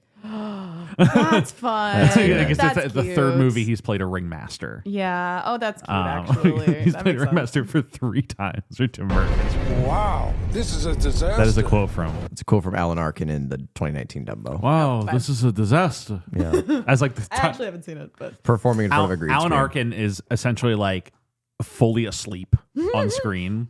The like essentially Michael Keaton's character like builds Disneyland with Alan Arkin character's money, and the whole thing is on fire and it's burning, and like millions of dollars getting lost. And Alan Arkin is supposed to be like distraught about this, Yeah. and he comes out and he goes, "Wow, this is a disaster." like it's like a bad concert or something. Like, oh, man. yeah, it's Like, like bring that back- exact This is a bummer. Bummer, Wow. dude. All right, I'm going to the craft service. He says that in the movie. It's weird. Oh, man. But yeah, they completed their circus trilogy. That's but cute. Harvey Firestein eventually like appears in force. All right, yeah, I'm gonna take you out unless I work for the Parade of Hope Children's charity group. Oh, that's what they were talking about at the dinner at the Italian restaurant. Yes, the Is Parade of the Hope. parade. It was the ice show. Yes. Yeah. He's like, now we do this ice show. We have to do this ice show. Yeah. And Smoochy is very opposed to the concept of the ice show. Why is Smoochy opposed to the ice show? Because it's like mass marketed. It's empty spectacle. empty Oh, okay. spectacle. They wanted Got to it. feed a bunch of kids junk food at the stadium. Got Yeah. it. Got it. Yeah, he's just he's selling something rather than being educational Creating programming. a live experience for children. Yeah, creating an enriching moment. If anybody couldn't tell, like I was raised in like a religious town in Indiana. There is a picture circulating on my Facebook from like 2007 of me going to a VeggieTales on Ice show. Hell yeah. VeggieTales are lit. VeggieTales are lit. They're lit. Yeah, we love VeggieTales. Yeah, Respect. But like going to a VeggieTales on Ice. VeggieTales, the good Christians. Yeah, I didn't even know that they had legs to ice skate on. Yeah, that part I should have asked that question, but didn't. They do a lot of hopping. Are these ice skaters really talented? They're very, very talented. Dang, Remember it being a retarded. pretty good show. Yeah, it's at the Fort Wayne Coliseum. Oh yeah, It you would are be. from Indiana. I always forget that. It would be from the it Yep. would be at the Fort Wayne Coliseum. Yeah. I went to Disney on Ice as a kid. I remember that. I threw up the day that my mom got tickets to Disney. Hell on yeah. Ice. I will never forget that because I was so sad. I was like, Damn. damn, I can't do that. That sucks. What's so okay? So the Parade on Ice, Harvey Firestein, trying to keep it going. Because this is when the film does start to lose itself. This is when the Yeah. film loses it, like it fully loses it. It becomes so convoluted, and that's part of the fun of it. And like There's so many Why different said- moving parts. Which it- person is actually the bad guy for this thing? it becomes Yeah. Lebowski-esque, but like unintentionally in a way, where like you truly lost the plot and you don't know how all these storylines interlink with each other. Yeah. And in a way, you're not supposed to. But in this case, like it is a disservice to the movie that I'm fully lost and I don't Yeah. know what's happening. Totally, Yeah. totally. I think it's a strong concept, but not executed well. Yes. Because there's the Parade of Hope Children's Charity that wants Smoochy gone so they can put a host on who they can control. The Irish mob is trying to protect Smoochy. Robin Williams wants to kill Smoochy to get his time slot back. Jon Stewart's plotting because he wants to keep his job. Robert Prosky has an angle. Catherine Keener has an angle. It's like so many angles. Yeah. Yeah. Danny DeVito has an angle. He's working with Jon Stewart. And he's working with Charity of Hope. Yeah, or he's working with whatever. Parade he's of Hope kinda as well. working in all of the He's playing all sides. Yes, except Randolph's, Except, yes. which is important. Because Merv Green, who's Harvey Firestein, like personally threatens Smoochy eventually. And gets him to agree to do the ice show. But as long as, Sheldon has creative control over it. Which leads to the fantastic finale of this movie. He will only do the ice show if all proceeds go to reopening the methadone clinic. Yes, You on see him Coney at the Island. beginning, which is very precious. good. It's always funny when you can just throw a specific like location on something, and that is the Coney Island Methadone Clinic. I know. We can all picture it. We can all name. picture it. Great name. You picture the roller coaster right next to like the methadone And then clinic, it's kind of exactly how they show it. and it's like all carnies who are in there. Oh my god. And also the agreement is that they're not serving junk food, right? Yes, Because there's Right. like the whole bit where the pretzels don't have salt. yeah. The pretzels don't have salt. It's only gluten-free bread. Yeah. It sounds like a bad time. It does. Yeah. It really does. Give me like a sloppy hot dog and fries, and when I'm at the show, unfortunately, Yeah. Yeah. But damn, I could go for a hot dog right now. Sounds good. you really want to do a hot dog right now? I want to do I a soy could do dog a- with spirulina. Sauce. Yeah, I want to looks like black dog. With the black sludge over it. We are in Logan Square, okay? That's true. This movie is set in Throw a rock and you'll find a soy This movie dog is, in this is set in the neighborhood. specific era where like the concept of like vegetarian and vegan food is like still Very fresh. hated. It's still like it's a joke. It's a And joke to also people like this. in practice, like it is not attractive looking yet.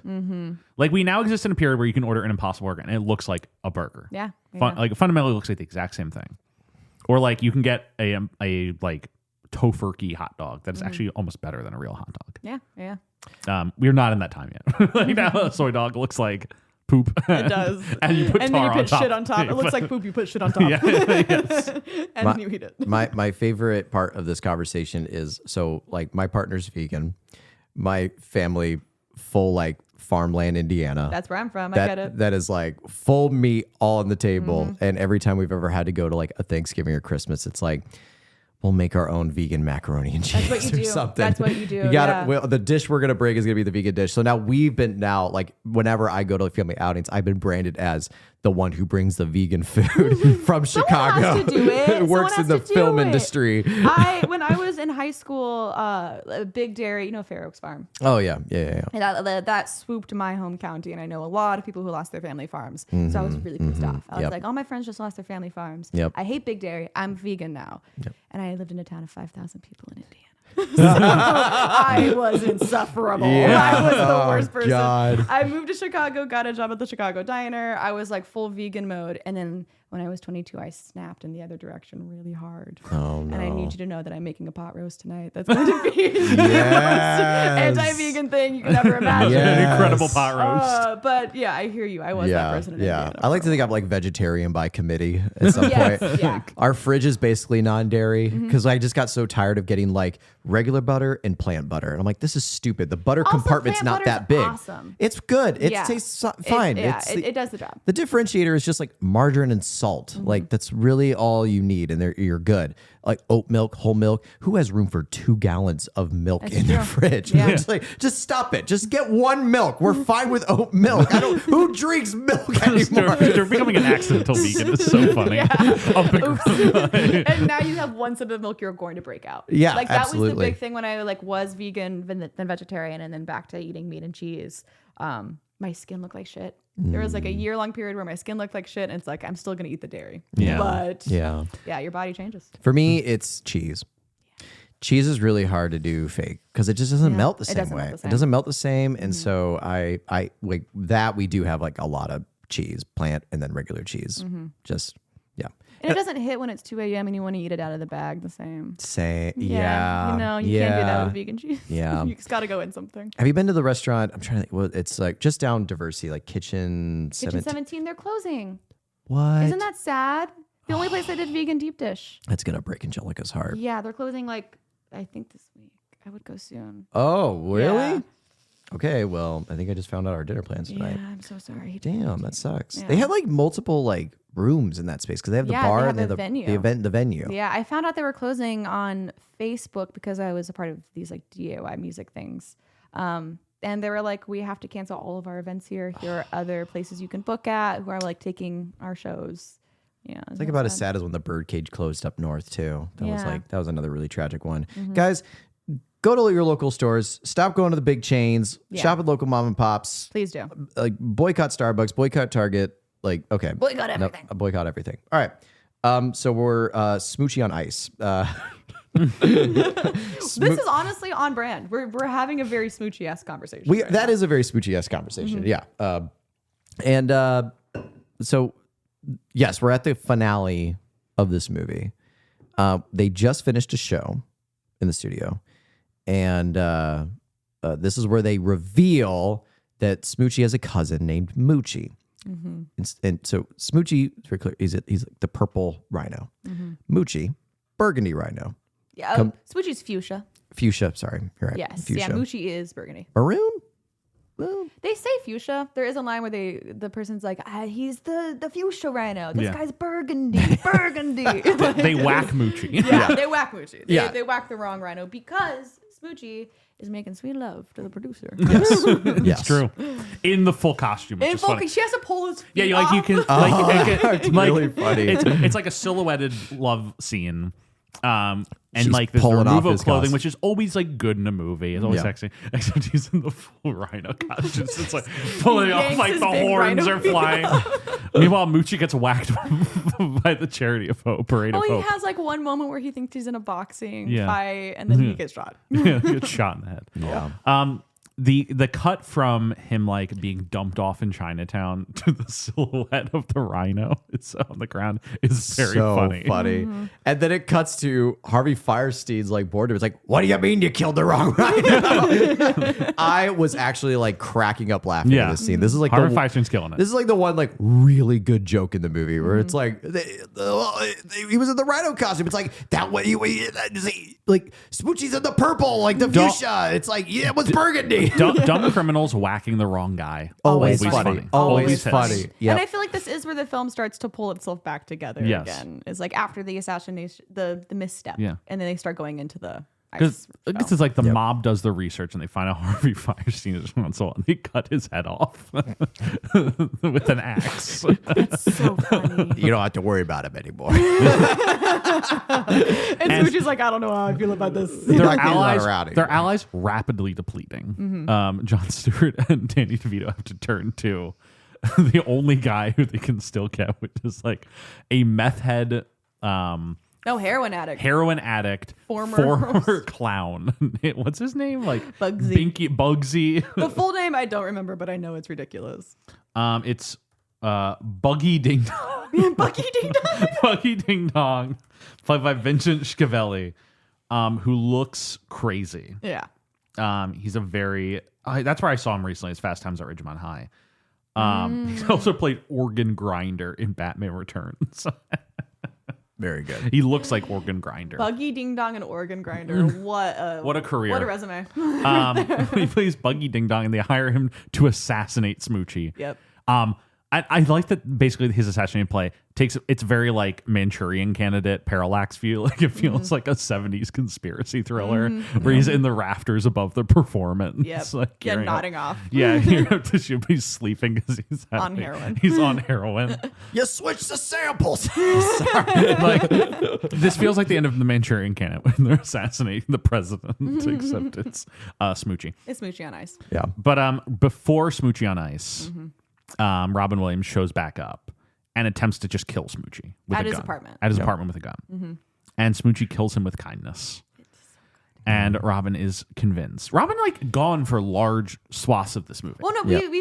we almost forgot the self-immolation. Oh yeah, he tries to light himself Tries on to light fire. himself on Oh, fire. right. And the little girl's like, don't worry. Yeah. Rainbow Randolph, you shouldn't do that. And he's like, no. He like has it lit and is shaking, and she's like, But it's like we'll have that scene, and then Robin will be gone for like 10 minutes, and then it's this, and it's like prior to that he was gone for another 10 minutes. Like he's just gone for large chunks of the movie. Yeah. Which is so interesting for the guy who is essentially the lead character. But he shows up and he is disarmed by Smoochy and Catherine Keener and their kindness. and their kindness. And he reveals that Catherine Keener has slept with every single kids show, Which must have included Buggy. which must include Buggy Ding Dong. She was with Buggy Ding Dong too then. Wow. It's fucked up because Buggy Ding Dong does come to her office. Yeah, and they Yep. clearly have a sense of Yeah, familiarity. the familiarity. Imagine Buggy Ding Dong, more like Buggy's Ding Dong. Yeah, Buggy's Ding Dong, am I right, America? Yes, I got one. But it all comes to a head. Smoochie's like, you can stay here, Rainbow, in my apartment as long as you need. Just like get yourself back together. Bold ask. And I would not do that, Yeah. but you know. in that situation, I would not be doing this. But Rainbow, like is overcome with remorse, and suddenly like has a vision of what's going to happen. And Angelo calls him yeah, too. oh yeah, Angela calls him and tells him that Buggy is gonna kill Smoochy. And Rainbow decides he must save Smoochy now. It's no longer death to Smoochy; it's life to Smoochy. Life to Smoochy. Yeah. And so Smoochie's life. everything comes to a head at the ice rink, which is so funny because you Yeah. expect like this is just going to be like A you know, kid show. kid show. Yeah. And his creative control, it's like avant-garde entertainment. It's a full-on opera. There's an Yeah. He opera. has an opera singer come out on a boat. She's singing, and it's like him working through his trauma From what just happened. from everything that's happened to him. Yeah, they have a bunch of kids in rhino costumes who become Nazis. Yes, and chase him with pitchforks and torches. God. Like Becca watched like maybe 10 minutes of this movie with me, and she went upstairs and like she left like 5 seconds before all the Nazi kids emerged on the ice rink, and I just texted her like, "You would not believe the imagery that occurred immediately after you She left." comes the back downstairs like, what the? Well, that was Like, the funny part. I sent her this picture, and I'm like, it's kids in rhino suits with Nazi flags. So That was like the part where like because when Angelica came in when like Smoochy got shot, and she was like, "What is this movie about?" It's like it's really hard to explain it, babe. And then she like sat down for the rest of the movie, and when it got to the ice rink scene, and I was catching, I'm like, "Oh, pay attention to this. They're just recounting the whole movie for you." There it is. It's right there. This is the entire movie, and then like the Chinatown sequence came up. She's like, "What? Exactly. Like, what's going on?" And then there's a dead right. I'm like, "What's going on? He's going to the gates of heaven." Like, what in the world? Very wild. Imagine being. I mean, this is a film that looks at the industry from the outside of the industry, so you're like seeing how things are made. But imagine looking on the outside of the film that's looking at the outside of the industry, and you see a bunch of kids in Rhino costumes dressed up like Nazis, and you're just on the same set that day. You're working in like a different studio room, and you're like, what is happening? What are they filming What's over there? happening in stage 20? Exactly. Good Lord. So that's the death to Smoochy set. Just don't even make eye contact. with Yeah, those we don't people. talk to them. Don't talk to them. Keep walking. Yeah. Pay no mind. That's not going to make it to theaters. No. It's not. Don't worry about it. But like the avant-garde show progresses, and Smoochy's working through all of his traumas, and then it ends with Moochie's Buggy Ding Dong assassination. And Smoochy is ascending to heaven, and meanwhile, Buggy Ding Dong is setting up with the sniper rifle in the rafters. Full-blown light. This is what I'm like saying. with the red light. Yeah, the movie is so much funnier to say. Almost like it's like, yeah, Buggy Ding Dong is setting up the sniper rifle with the red light in the rafters. Well, Moochie's funeral is being portrayed in the ice surprised show. Robin Williams didn't relapse when talking about this film in the trailers. Like he's like, I think I need one more bump just to get through talking about this movie. I need to go back. I want to read the line on the Wikipedia specifically. Burke and Stokes decided to hire Buggy Ding Dong, who formerly hosted his own show, Buggy's Bumpy Railroad, but was dismissed when he became a courier for Turkish black mule heroin to kill Sheldon during the ice show. That's like, what? Randolph intervenes and rescues Sheldon by killing Buggy. Sometimes You this gotta movie kill pops Buggy. up. You gotta kill Buggy. Yeah. And so Robin is at the audience, but he looks up and he sees Yeah, he sees it happening. it happening. So he again makes it up there in record speed. He does. He really He's does. so fast. But also, everyone else is realizing what's happening because, like, the Irish mafia is catching on to Burke looking up at the rafters. Like, everyone's kind of catching on that something's about to happen up there. Yeah. At the same time. And so here's the thing I really want to talk about is the important thing that I brought up earlier that I was going to bring back up. Is Robin like lunges at the perfect moment.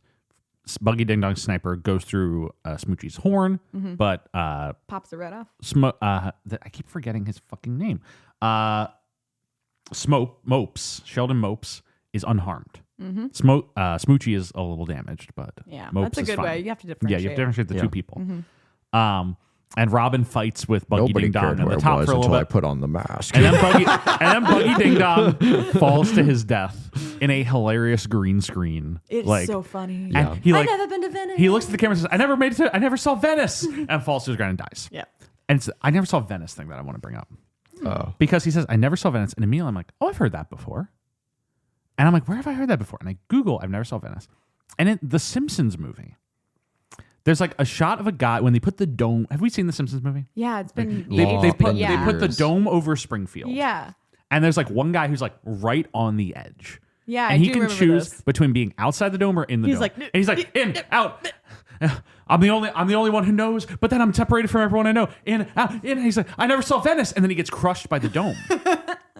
He ends up with, I never saw Venice, and I was just like, They just Of pulled, course they the people- pulled and him. I was just like, Yeah. And so I Googled, like, are these both references to something else? And it's not. The only two instances of I never saw Venice before someone dies in the movie are Death to Smoochy and the Simpsons movie, I can see Matt Groening being like, "This is a funny movie." indicating that someone in the Simpsons movie writer's room was like, Death to Smoochy, though. I got to make a reference to that. That's how you know it's a cult classic. Yeah. There's somebody out there who's secretly like, I gotta plug this one. I plug just Death to think Smoochy. that's such a funny, like, weird artifact of this movie. Yeah, that is really one line in the interesting. That's Simpsons. gonna be like your next movie you make, Jeff. You gotta slide in. Oh, yeah, I'm but putting in- I never saw Venice. I never saw Venice Yeah, before right? someone gets Right? shot. If I do end up going into the children's subject of being a therapist, I will make them listen to your stepdad's just adjusting. Yeah, just adjusting this. A good lesson. It is a really good lesson. Of like a children's show to be like, hey, like he's not mean, he's just adjusting. But Yeah. if he's ever You abusive, should do something. Also, we didn't about talk it. about it, but I do like the scene where he's like telling the kids to, if you ever like feel traumatized, like just let it out. The And just- howling. the howling. Just Yeah, howl. that is Yeah. really And then good he just starts advice. screaming. And like you can almost hear the like, oh. We in find the out background of the movie. briefly that he at one point was in anger management when Yes. he and Carolyn Keener are connecting through their mutual love of one children's star, and it's like clear that he loved this children's star growing up, and when he had to take anger management courses. To a point where he's like, I got to do that. I got to help people. And she was like, I need to sleep with children's hosts. Yeah. Like that is where she took the same They sort have of two different adoration. views of Yeah. Yeah. But they link Buggy Ding Dong dies. Danny DeVito and Jon Stewart flee. Thinking about Ding that. dong, Flee. Buggy's dead. Ding dong, ding. Buggy ding They dong. flee, and Smoochy chases Danny DeVito with a gun. Mm-hmm. Yeah. Another great sentence. Jon Stewart is just captured by the Irish mob. Yeah. And Smoochy has Danny DeVito at gunpoint, and Catherine King is like, "Don't shoot him. That's not who you are." Mm-hmm. And then the But he Irish, wants to so bad. You see the anger come out. you see the anger in his eyes, and he chooses to be Smoochy and not Sheldon Mopes. Yeah. And he hands the gun to the Irish mob, who take Danny DeVito and There Jon is Stewart. an actual scene where he gets shot that they deleted from the film. I read about this online. Cowards. It is you leave their fate ambiguous, but you can But you assume they know. will not be making it out of and this they day. did actually shoot that scene. It's Yeah. out there in the world somewhere. Somewhere we can watch that. Mm-hmm. But it ends with Sheldon and Robin like reuniting and getting over their differences, and they're going to do a show together. I now. think it's a great ending, it's honestly. a actually a weirdly heartwarming ending. Mm-hmm. Yeah. To this otherwise like misanthropic movie. The amazing cuts to like the stunt doubles and then the actors. So though, funny. was very With the funny. actual Comic Sans font. Yeah. Yeah. Yes. And that was like back when Comic Sans was less of a joke, so it is Yeah. like what they thought was a sincerely good choice. Yeah. And now you watch it, and you're like, this movie's ending with Comic That's Sans. Comic Sans. It's like the papyrus thing. Papyrus. Yes. He just made it bold. He just made it bold. I love the show with the two of them doing like an ice routine, Yeah. and Catherine Keener inexplicably gets involved in the mix, and she's like flying through. She's the- really good all of a sudden. She's just flying through the stage as all the actor names are popping up. It's a satisfying ending enough. Yeah, it was fun. Yeah. And that's the end of the movie. A movie. We don't know if they open a new clinic. Yeah, we don't know if the clinic Yeah. reopens. Yeah, did they make enough movie at that ice show? I was thinking that when they were flying through the air, like, because I was watching this with Angelica, and I said, like, that would not be the first time Robin was in a flying rig on a movie set. Yeah. So he's Yeah. probably very well acquainted with Well, that. he's familiar True. with it. Yeah. It's true. Very familiar with flying. Yeah, well, Yeah, but they wrap the movie, and everyone's like, probably, this is a funny little thing we made. I'm sure people will like it. And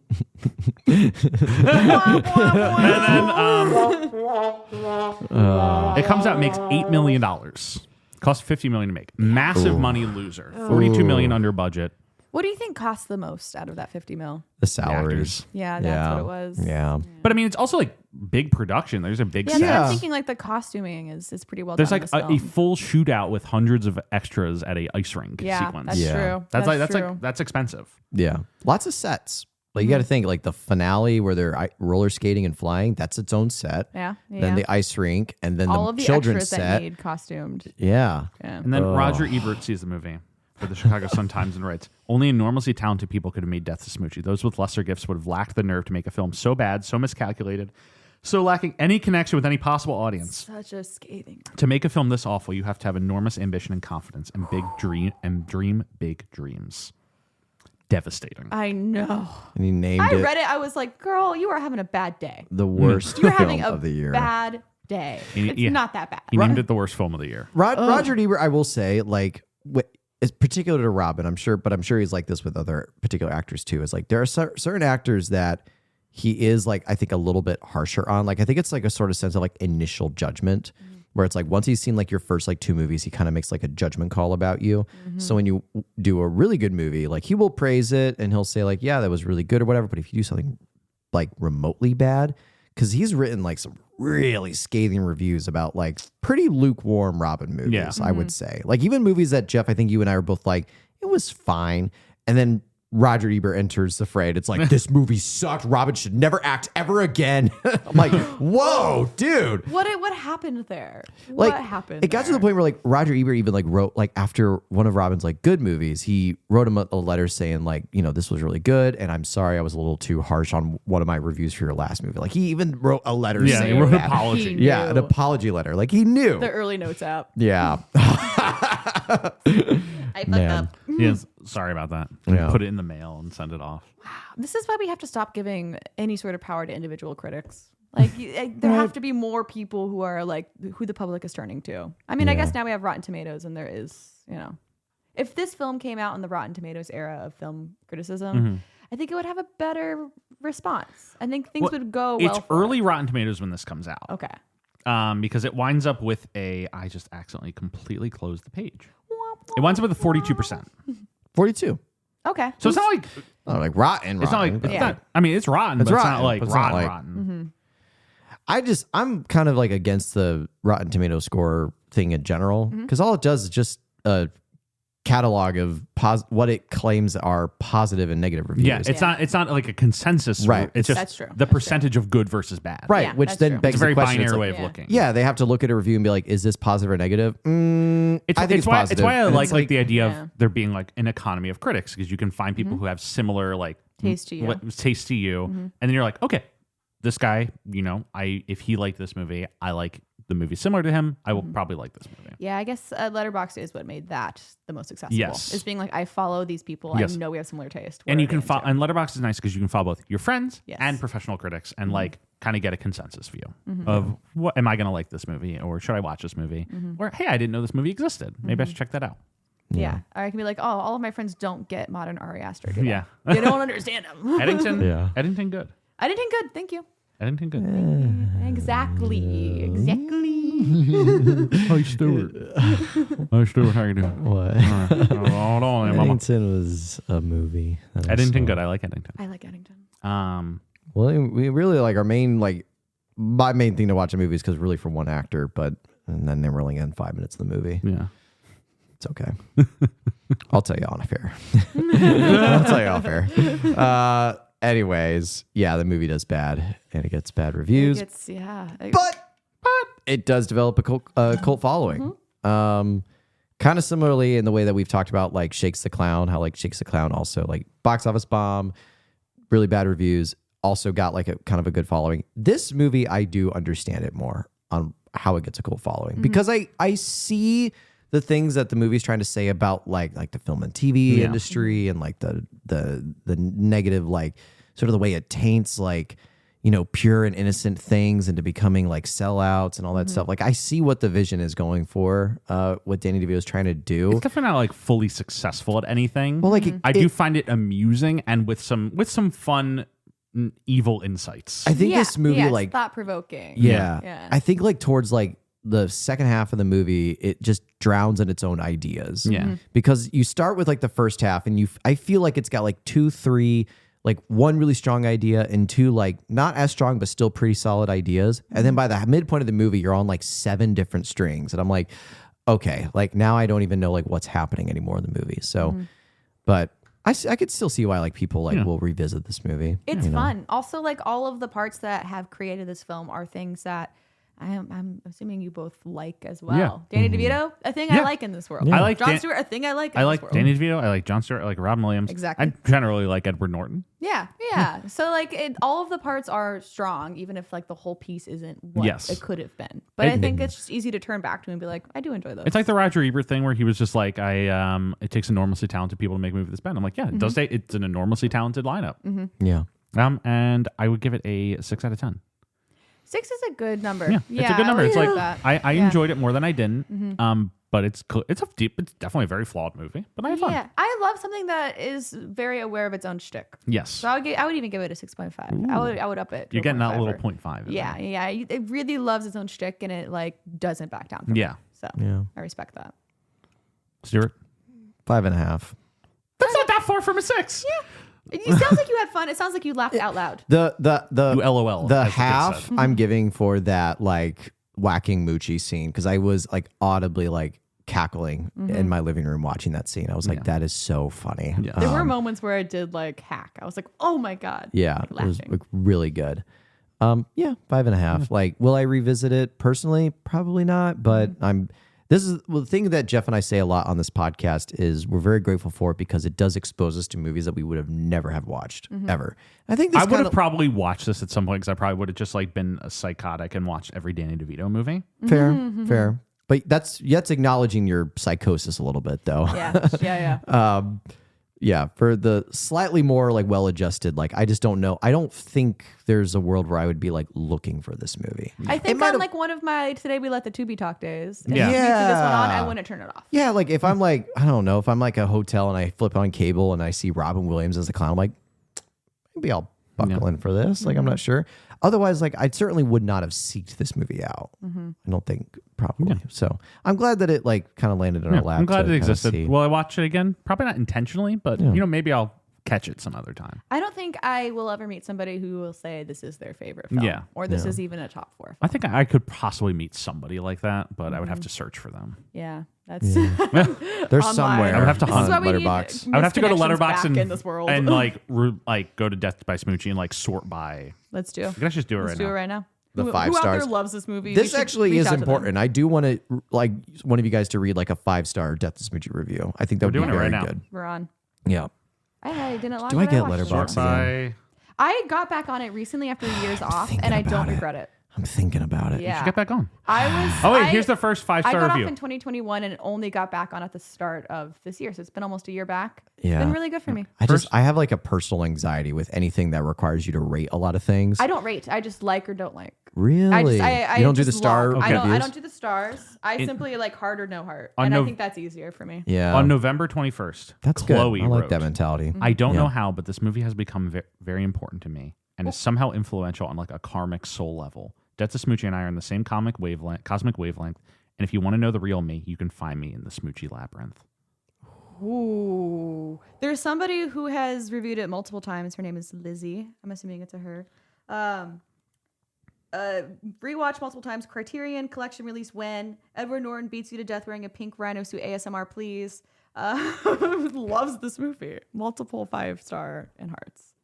Lots of loves, lots of hearts. Less 5 stars. Q-Tip wrote, the utter joy on my face when I realized there were 40 minutes left. Damn, I thought you were going to do a longer No. review. Hoping someone does one. I was going to play a backing track There's to it. one that just says the end credits are written in Comic Sans 5 stars heart. I'm glad you saw what I saw, buddy. Very good.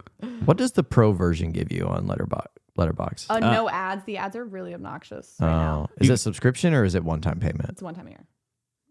It's like $20 a year or something I'm like thinking that. about doing it just because every time I get on this app, I have like a video ad that pops up. I can't stand it. I did the patron tier. It's like Okay. $60 a year, and I get to like choose an image to appear at the top of my page or something. I want to do It's something mostly like that just if too. you support Letterboxd as like a concept. It's And I just a love way what of they're donating. doing with their new the rental thing. Yeah, the rental thing's That's cool. so genius. They're offering essentially a rental service where like they're just going to put movies out like that you can just watch rent on the them. app. Oh, Yeah. And we're just like watch. You don't have to pay for it. But it's not like they're not requiring a subscription service, which I think is really thoughtful. It's like nice. bringing back the one and done. You don't have to Yeah. like be locked in. nice. And like the idea is that they're films that like were big at festivals but haven't gotten distribution yet. So you can see the stuff that like film critics are I like that a watching. lot. Yeah. I might. Yeah. I might. Yeah, get back on Letterboxd. Start liking my reviews. Anyway, thank you all. I've read a few of your reviews to people. Thank before. you. You have good reviews. Thank you. Yeah. This movie does have a Blu-ray. Yes, released just to by say. Shout Factory in 2022. I'm Yep. aware. 2K restoration. Morgan, thank you so much for coming on and talking to us Yeah. about Death to Smoochy. Do you have any Literally other anytime. final thoughts on the movie? Or? Let yourself have fun at the movies. Yeah. Yeah. This is one of those movies that is fun if you let yourself have fun. That's my Yeah. thought. Hell Great. yeah. Jeff, any final thoughts? Watch Death to Smoochy. Check it out. Check it It's out. worth an hour and 40 minutes of your time. Yes, and it's free on Tubi. Yeah, so it's there's free on like no Tubi. reason to not. So it's worth 2 hours of your time because there'll be some ads, but they'll be funny. Exactly, and that's when you get up and you get a seltzer water from the fridge and you pet your cat. Yeah, it's great. Yeah. Well, thank you all so much for listening to this episode on Death to Smoochy. We hope you had a good time listening. If you like this episode, Please remember to rate, review, comment, like, subscribe, whatever platform you're listening on. I already exit out, so I got to see where our next episode is going to be. Oh, crap. It's going to be Insomnia. Insomnia time. Who's on that episode? Join us next week. That is Brian DeLisi, I think. Brian Brian. DeLisi. Yes. Hi, Brian. We'll figure that Shout one out, out. Brian. We'll be talking about early Christopher Nolan, Insomnia. Special thanks, Mike Van Golden Smith for the theme music and Rebecca for the graphic design. Before we go, Morgan, anything you want to plug? Anything you want to shout out? None of my stuff is private, so I'm going to shout out Fuck Ice. Yeah. Hell yeah. That's what I have to Let's say. go. Great. All right. Thank you all so much. We'll see you next week for Insomnia. Let me show you.